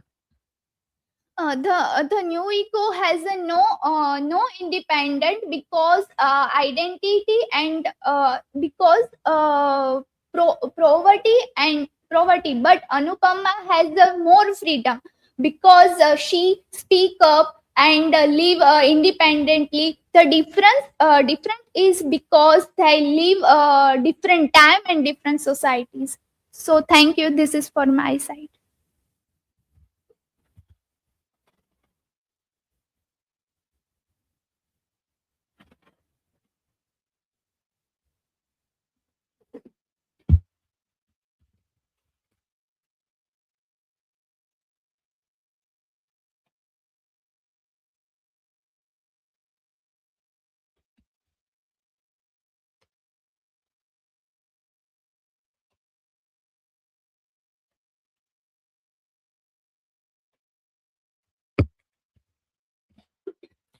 So, hello everyone. Today I am going to present about the crisis of maternal identity in post-colonial Africa. Yes, this is my personal information, table of contents, and the research question is that how does the joys of motherhood by Buchi Imijita represent maternal identity as a site of crisis under the combined pressure of indigenous patriarchy and British colonialism in post-colonial Nigeria? And hypothesis is that this study hypothesized that in the joys of motherhood, maternal identity is not a natural source of fulfillment, but a culturally constructed and politically exploited role. And Imichita demonstrate that indigenous patriarchy and colonial capitalism together distort the process of matricing, turning motherhood into a form of unpaid labor and emotional enslavement that erase women's individual subjectivity, as seen in the tragic fate of Nuigo and the contrasting survival of Adaku. So first, I will choose particular this topic because in and around we can find this situation like Nuigo Fest. So this is relevant in today's time also. So this is the important aspects which we can find here, and in this we can find the many theories applied in this work, that feminist, womanist, post-colonial, and matricines also. So this explores that how motherhood becomes a site of psychological distortion and economic exploitation and social control rather than empowerment. So through the contrasting lives of Nuigo and Adaku, the novel reveals that maternal identity is not instinctive or liberating, but socially produced and politically regulated. Then earlier, a presenter mentioned that Buji Michita's introduction, but main point here we can find that Buji Imijita called herself a feminist with a small f, rejecting prescriptive Western feminism. And then here we can find historical movements also connected with this novel, and this described as the first work in African literature to register disgust at patriarchal oppression from a female viewpoint. Then theories like which we can find in this work, that womanism, that it formulated to address the unique experience of women of color, race, and gender oppression are inseparable. Then here in this Imijita's feminist with a small f stance aligns with womanism's pragmatism. And then second one is black feminism and intersectionality, that race, class, and gender oppression interact to create unique experience that cannot be analyzed in isolation. So here one we can see that Nuigo's oppression at the interaction of colonial rule, indigenous patriarchy, and capitalist poverty. So here we can find the homogeneity of women as a group is mistaken for the historically specific material reality. Then post-colonial feminism, that how this here we can find that demands women's solidarity based on shared struggle against colonialism, capitalism, racism, and patriarchy. That here that critiques Western feminism for treating third world women as a homogeneous and victimized group. That how they just try to manipulate them, and this is like a third world woman, they treat them. That is the here concern. Then Imejita's novel is a practical instance of Mohanty's theory, women multiply marginalized. So this mentioned in this Buffy's article. Then feminist theory criticism and matricide theory, that irony and narrative structure expose contradictions between culture rhetoric and women's actual lives. And matricide like Dana Raphael's developmental theory of becoming a mother, a process, not an instinct. Then patriarchal culture fundamentally disrupts a healthy matricide by denying that individual agency. Then here we can find matricide and the distortion of maternal identity. So matricide, that what is the point here? We can find the developmental process of becoming a mother, then comparable in scope to adolescence, involving identity reorganization, relationships, and psychological transformation in patriarchal context. This neutral process is systematically disordered. Then here we can find four aspects, that identity fusion and cultural erasure, maternal self-sacrifice and self-erasure, then economic dimension of matricide, and children as an instrument of patriarchal control. So here children is instruments of patriarchal control. Here we can find that Nuigo's son, who benefits from her sacrifices and ultimately abandoned her. The novel's tragic conclusion revealed the cruel irony that how Nuigo died and all the things.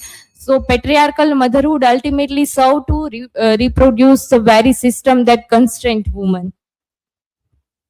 Then the double colonization of Nigerian women.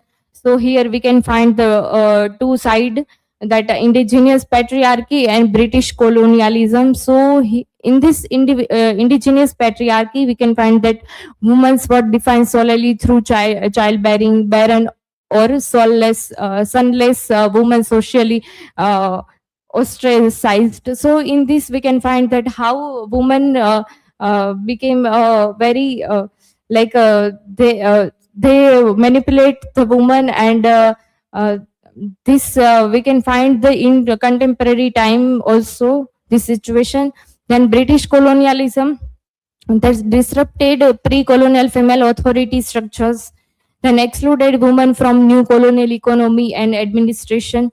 So here we can find that Naif humiliated as a washerman and vents frustration on Nuigo. So this is problematic here. Then colonial patriarchal regimes intensify the marginalization of third world women, as I earlier mentioned also. And here, quote, that they are all slaves, including us. If their master treat them badly, they will take it out on us. It's by Cordelia, Ubani's wife, and in The Joys of Motherhood. Nuigo versus Adako, two women's, two destinies. That here, Nuigo traditional conformity and Adaku modern rebellion. And that how Nuigo's identity derives selfhood entirely from roles as a daughter, wife, and mother. So this is, and from Adaku that refuses to define selfhood through Knife's approval or through bearing sons. So here we can find that final thoughts from Nuigo that dies alone at roadside, the ultimate irony after lifelong maternal sacrifice. From Adaku, lives in relative comfort, and daughters educated, and body self-determined womanhood. Then motherhood as a enslavement key textual evidence. So here we can find the sum of quotes and how it relate with these topics. That it was not fair the way men cleverly used a woman's sense of responsibility to actually enslave her. They knew that a traditional wife like herself would never dreams of leaving her children. So this is from Imichitas, and it's cited in Ogun Rotimi's article, and that Nuigo's epiphany reveals that maternal love is weaponized to erasure female complacence. And conclusion, that the ironic title is a critique. These are the key arguments which we can find here, that maternal identity is culturally constructed and contested. Then double colonization we can find here in this work. Then female solidarity is an unrealized alternative. Then matricide requires cultural conditions that patriarchy denies. So these 5 are the main arguments in this. And final conclusion, that the Joys of Motherhood systematically dismantles the romanticized image of African motherhood, that there is no something like a joy, but there is pain also, and we can find that how women suffer from all the situations. So that is the main concern here we can find.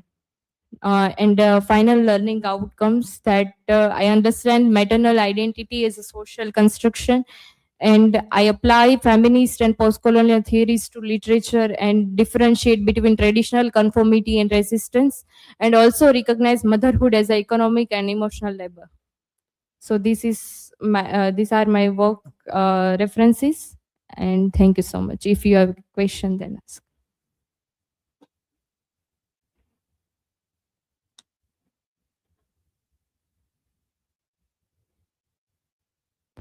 Shruti, my question is, to what extent does Amichita expose motherhood as a enslavement without rejecting it entirely?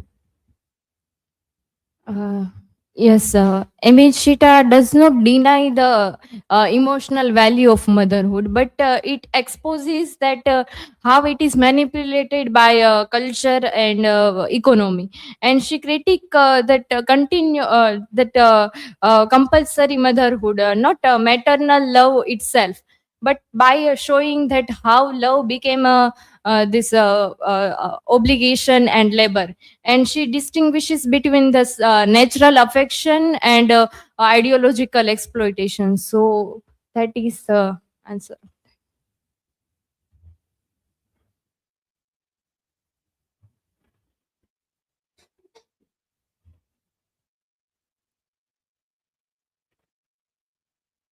So, Shruti, my question is maternal love becomes a tool of social control. Explain it. Okay. Woman's emotional attachment to children, it prevents that from them from this escaping abusive marriage or poverty. So it's patriarchal uses this love to ensure this obedience and endurance, and this affection is transformed into discipline, and this making resistance and emotionally costly. So this is the answer of it. Thank you so much. This is from my side.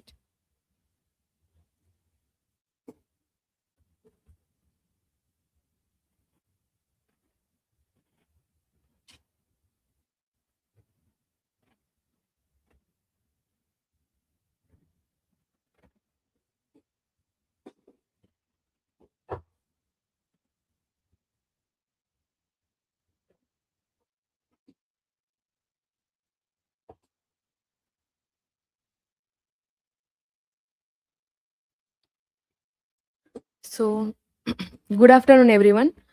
Today I am presenting motherhood as myth and mechanism, gender, power, and resistance in Emicheta's The Joys of Motherhood, academic information, table of contents, and my research question is, how does Buchi Emicheta deconstruct the traditional myth of motherhood in The Joys of Motherhood, and in what ways do the intersecting forces of patriarchy and double colonization functions as a mechanism to oppress or gendered resistance in a female characters?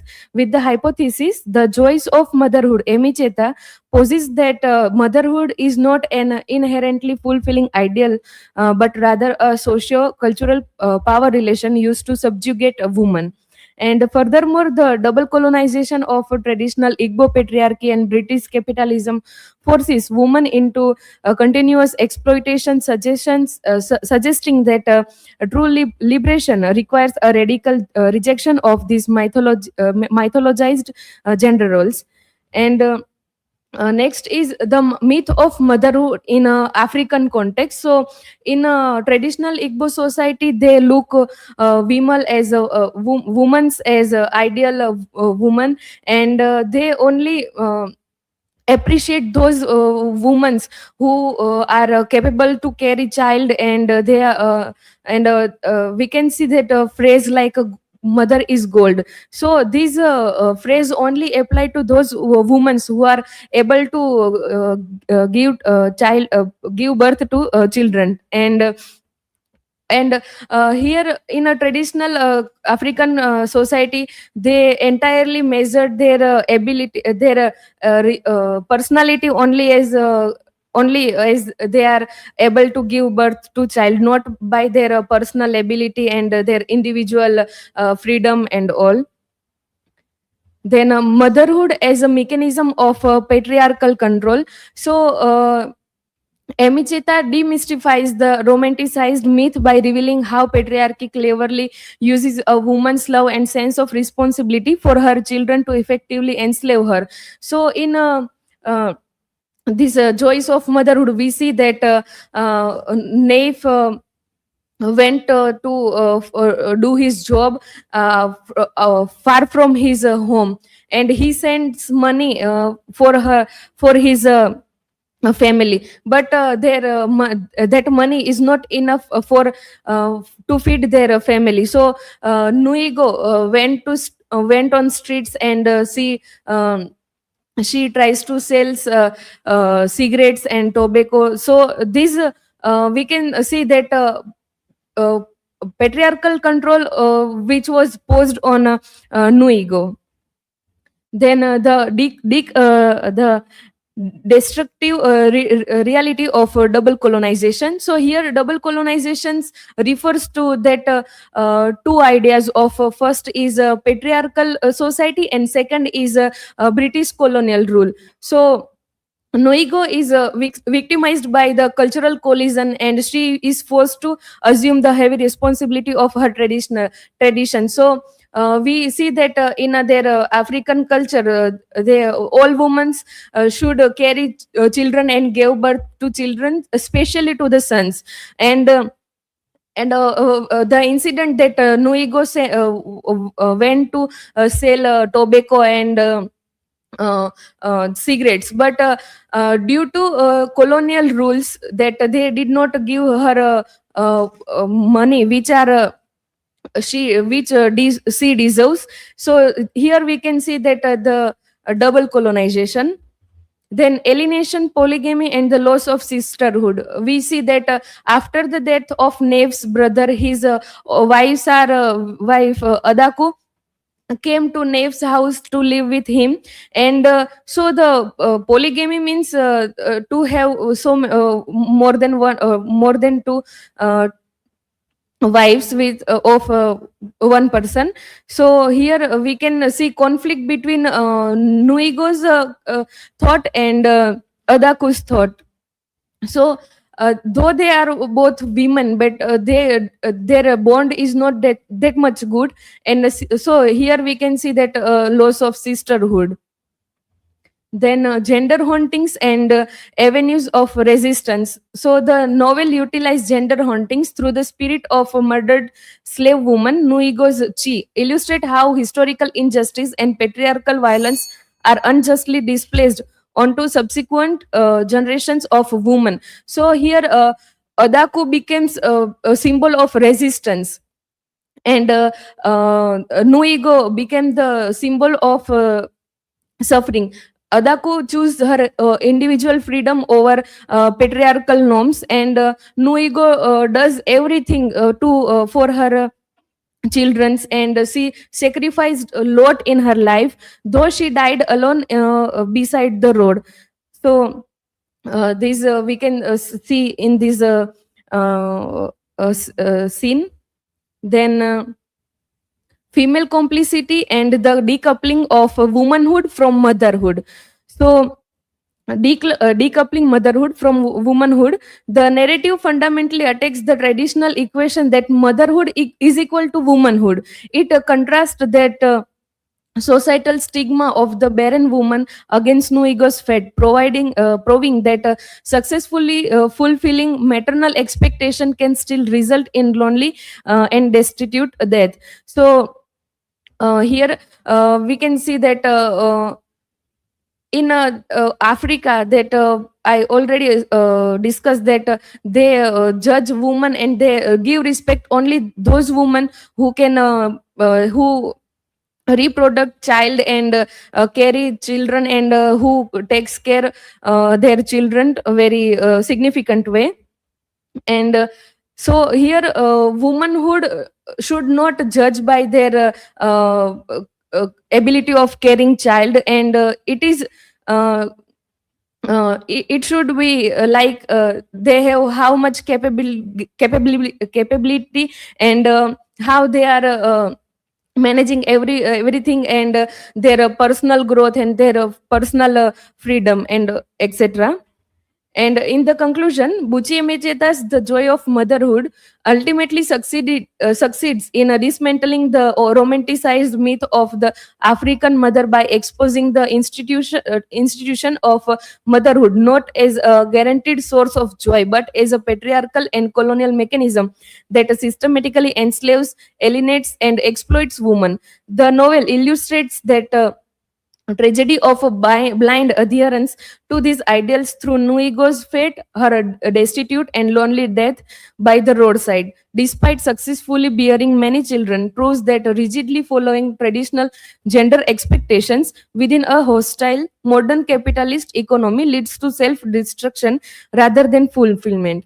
The narrative serves as a stark warning that survival in a doubly colonized world requires women to cultivate female solidarity, prioritize economic independence, and adapt the changing realities rather than competing against one another for limited resources and male approval.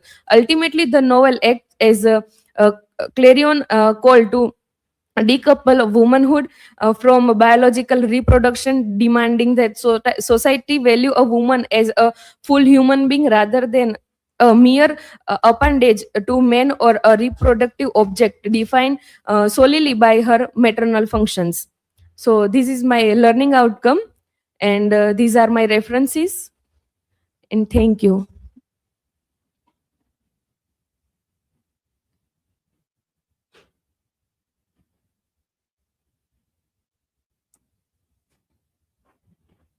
So, Srushti, my question is that how is the myth of motherhood still visible in contemporary society? So I earlier explained that traditional African society sees women as that respect their, or sees them that they are how they are able to carry a child, or sacrifice their life for their children and their family, or the how they are fulfilling society, so societal norms. So in a contemporary time, we also see that many social media, or TV channels, or anything that all thing still shows mother as a sacrificing model rather than their individual growth, and they saw mother as on as a symbol of sacrificing, and so uh, here we can see this kind of relevance.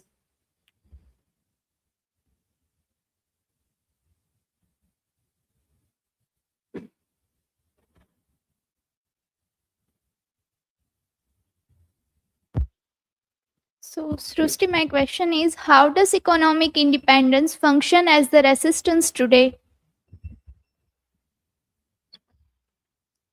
So we can consider Adaku's example, that she left Naif, and she chooses her independent life for her daughters. So and many times in lectures, we also ma'am also discuss that be independent, economically independent. So we cannot depend on someone, and we cannot be a slave, or someone's servant.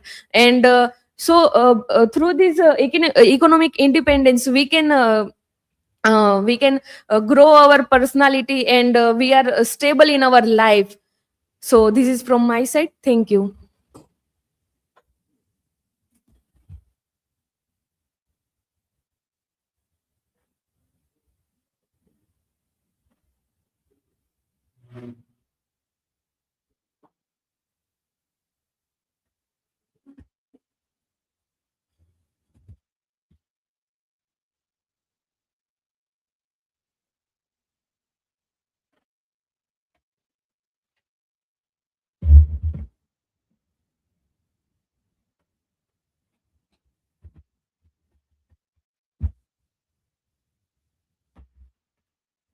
Hello everyone. I am going to discuss about motherhood then and now. Has the condition of African women really changed? These are my academic information, table of content, and a research question. How does the joys of motherhood represent motherhood in the post-colonial Nigeria, and to what extent have the social and economic conditions of African mothers changed in contemporary society? Hypothesis. Although African women today have greater access to education and employment, the structural and emotional burdens associated with motherhood, as portrayed in The Joys of Motherhood, continue to persist in contemporary African societies in a modified form. Then, introduction. Motherhood holds a very sacred and respected position in many African societies. Traditionally, a woman's value has been measured through her ability to give birth and raise children. Society often glorifies the motherhood as the highest achievement of woman's life. However, African women writers like Buchi Imechita challenge this romantic idea in The Joys of Motherhood. Imechita represent motherhood not as the happiness but as the sacrifice, struggle, and silent suffering. So my central question is, has the condition of African women really changed from the colonial period shown in the novel to contemporary African society? And my argument is that although women today have education, jobs, and legal rights, the emotional and structural burdens of motherhood still continue in modified forms. Then motherhood as the patriarchal construction. In the novel, motherhood is not shown as the natural instinct. Instead, it is socially constructed by patriarchy. In traditional Igbo society, a woman's worth depends on her ability to bear children. If she cannot conceive, she feels incomplete and useless. We see this clearly in the character of Nuigo. When she cannot have children in her first marriage, she feels ashamed and socially invalidated. Her identity becomes tied completely to her reproductive ability. Imagita shows that motherhood is not just biological, it is a cultural institution used to control women. It defines their value and limits their identities. Then the sorrow behind the joy. The title, The Joys of Motherhood, is deeply ironic. Instead of joy, Nuigo experiences the poverty, emotional exhaustion, social isolation, and constant sacrifice. She sells goods in the market to feed her children. She suffers silently. She gives everything for her family. But what happened in the end? Her children grow up and move away. They focus on their own lives. The belief that children will care for their mother is old age proves false. So, Imagita questions the cultural myth that motherhood automatically brings happiness and security. She exposes the painful reality behind the glorified image. Then marriage, colonialism, and gender power. The novel is set during colonial Nigeria. Colonialism changes the economic structure. Men like Naif work unstable colonial jobs. Their authority is weakened economically. But does this reduce the patriarchy? No. Even though Naif struggles financially, he still maintains male privilege. Nuigo continues to carry the burden of childcare, household labor, and emotional support. Colonial modernity removes the traditional communal support systems, especially in Lagos. Women are left to struggle alone in nuclear families. So, modernization changes economies but not gender inequality. Then, post colonial feminist interpretation. From a post-colonial feminist perspective, colonialism restructures society but does not liberate women.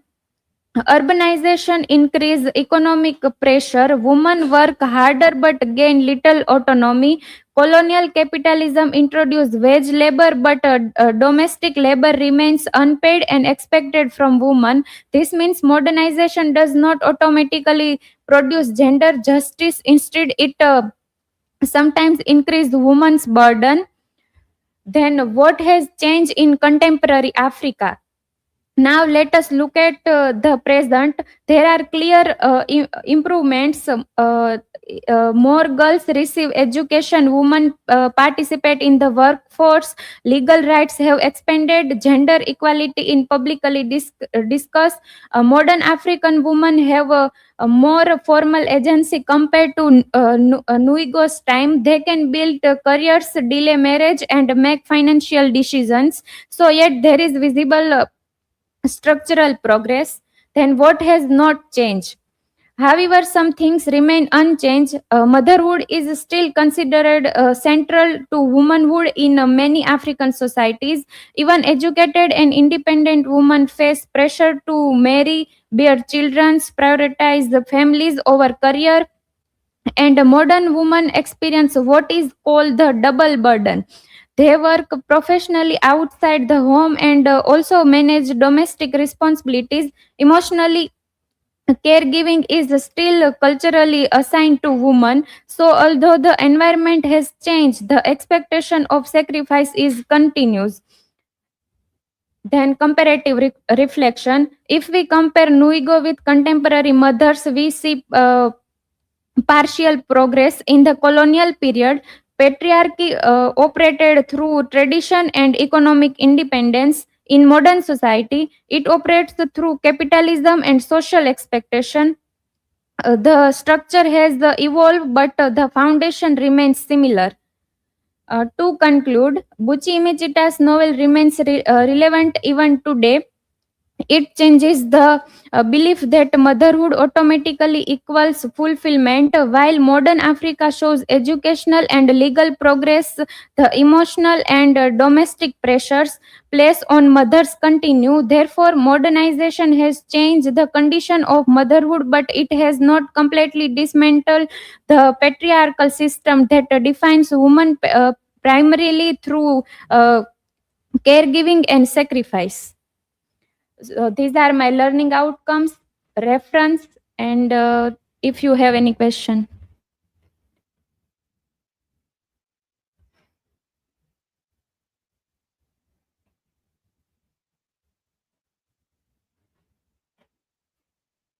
My question is for you that despite legal rights, why do some African women still face unsafe motherhood and gender-based violence?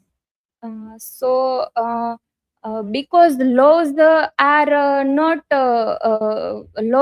laws are not always followed. Not Laws are not always followed, and some customs treat women very unfairly.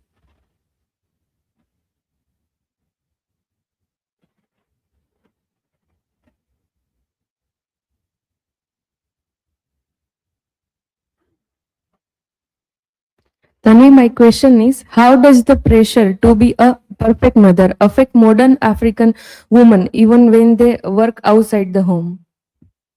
As my point of view, many women feel stress because they must manage two things like their work and home also. uh, and so they they maintain both things without enough support. So this was from my side. Thank you so much.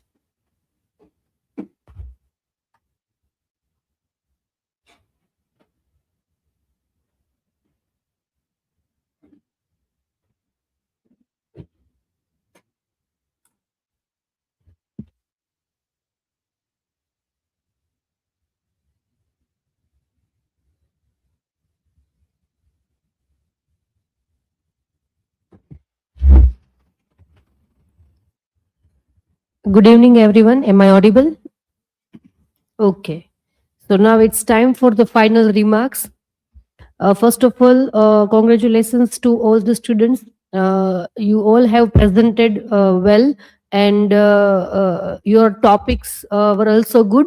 So now let's one by one, we just try to, we can say, find it out that where you did mistake, or we can say which points are good that you have, we can say, added in your presentation. So first, in the noon session, we have Krishna Bariya. She presented only, she is the first who presented on poem. Okay, so in this whole day, only one presentation we have from the unit number 4, poems.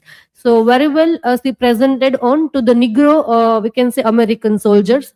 So that is again, we can say, very commendable job, because recently we have completed unit and she taken this topic. So good topic, Krishna, you have selected. But one thing I just want to recommend you, that just try to cite the original poem, and it is available online, but you have not cited the original poem. Otherwise, your presentation was good. So just try to cite that. Next, Mita. Mita presented on petals of blood. Mita, just try to edit your table of content. And now you are in semester 4, so at least we can expect from you that you can just not read only from the slides, but just try to explain orally that what you understood. So that practice again you have to do. And main text citation is also missing. Petals of blood you have not mentioned in your presentation, so that also you have to add, because your whole presentation was on this text. So that you have to, we can say, added first. Then we have Nikita. Your presentation was really good on, we can say, the Gugiwa Thiongos, we can say, the idea of a 3 Africa. Well presented, but just try to, we can say, add your learning outcomes before the conclusion. Otherwise, the presentation was good. Then Nirali Waghela. Nirali presented on the Mau Mau movement, which is again a very major movement in African literature that we all know. So Nirali presented well, but need to, we can say, format your third slide. In that, technically, I can find it out some problem. So just try to see and edit that. And also, you have not written your learning outcomes, so just try to add that. Otherwise, presentation was good. Then Nishtha. Again, Nishtha, congratulations. I like your presentation, because you just try to, we can say, compare, we can say, the petals of blood from that, the character of Vanja with the Gangubai. From the movie Gangubai Kathiawadi. So again, a good comparison you have did. Okay, and very well, we can say, the comparisons you have added in your presentation. But one mistake is that you have not added your learning outcomes. Otherwise, your presentation was really good, and we can say topic was also good. So these how, again, we can say, I just want to inform here, because in the morning session also I informed that these are, you have to, we can say, compare your, we can say, the text topic with the, we can say, outside of the syllabus. For example, we all know about the petals of blood, we all know about the character of Vanja, we all know about the joys of motherhood. Okay, we all know about the dance of the forest. But now there is no need to discuss this, but just try to, we can say, take some of the point and try to connect with the other points. Okay, other subject, other TV serial, other movie. Okay, so these how practically you have to, we can say, use your, we can say, the syllabus, and just try to, we can say, connect something that how your syllabus, this unit, this writer is, we can say, we can find it out very much related in contemporary period as well. Okay, so that is how you have to connect your ideas and your topic. So good, Nishtha. Then Rajdeep also presented well on, we can say, the spectral histories and deferred justice. Okay, in the petals of blood. Good presentation, and congratulations, Rajdeep. You are the only first, and I think last, that you have just tried to, we can say, mention image courtesy. All students have used, we can say, the images from various, we can say, the AI. Okay, but they have not mentioned that. So you have mentioned, so all you have to learn the same thing, that whenever you all are using these kinds of, we can say, images from the AI, or we can say from the internet, just try to, we can say, give the courtesy, or we can say that at the end also in reference you can just try to mention that I have used these image from this particular platform. Okay, so again that point I noticed in his presentation, and also he explained well his presentation. Then Rosmin talked on this, the joys of motherhood.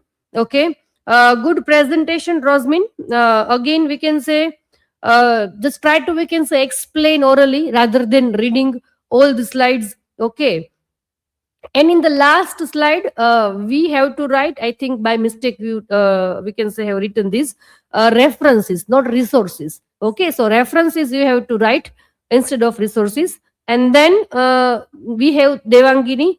Again, your presentation was good. Neo-colonial capitalism in petals of blood. But just try to add your learning outcomes, and again try to explain rather than reading.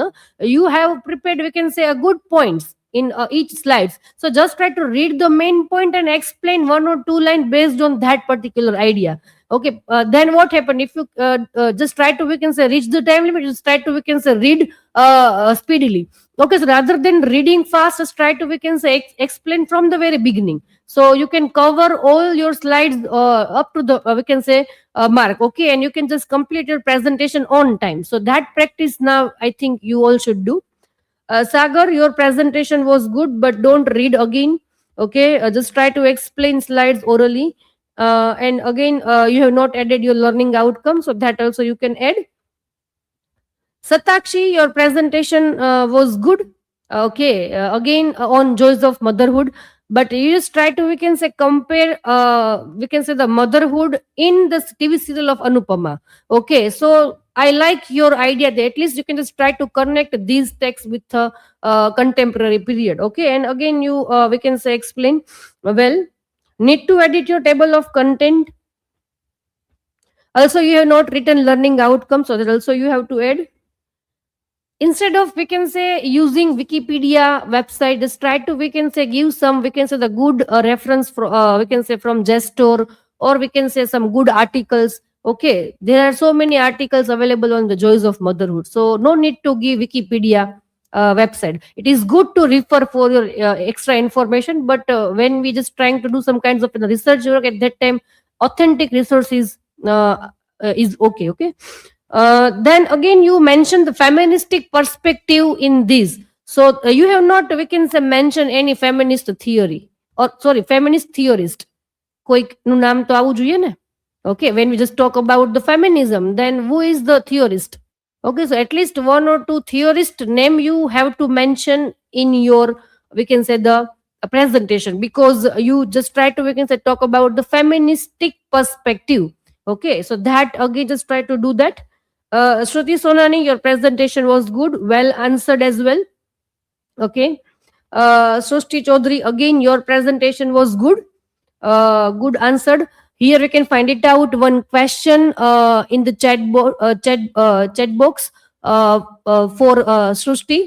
How does Buchi Imichita deconstruct the romanticized myth of motherhood in the joys of motherhood? I think from the very morning we all just try to discuss that idea, and this question is again a very, we can say, the simple, because title itself is ironically used by Buchi Michita. Okay, so how we can find it out that Buchi Michita just try to, we can say, deconstruct the romanticized myth of motherhood, because here motherhood is not like, we can say, what we think like a motherhood. Okay, on the name of motherhood we can find it out. Here we have these protagonist. She is, we can say, find some kinds of a problem, we can say socially, economically, mentally, physically, harassment, isolation, or these kinds of a problem we can find it out with it, and there is no any single reward she get. Okay, so on the name of motherhood we can find it out lots of problem. Okay, not only from her family but from the society as well. Okay, so she is suffer a lot throughout, we can say, her life, and at the end we can find it out, and is also very problematic. Okay, she dies all alone on footpath. Okay, so again we can say these how we can find it out that how Buchi Imichitta just try to deconstruct the idea or we can say myth of motherhood. Okay, in we can say her novel. So I think that is the we can say the answer. And then at last we have Tanvi Mehra. Tanvi Mehra also we can say presented on we can say the motherhood, the idea of motherhood then and now. So overall, your presentation was good, but again, no need to read line by line. Just try to we can say explain orally what you understand, and we can say just try to we can say need some clarity while giving the answer. Answer was good, but some confidence and clarity is needed. Otherwise, your presentation was good. So finally, we are we can say ending our noon session here. And all the best to all students for your last we can say the upcoming presentation. Okay, and thank you all of you. So now we are ending live streaming here.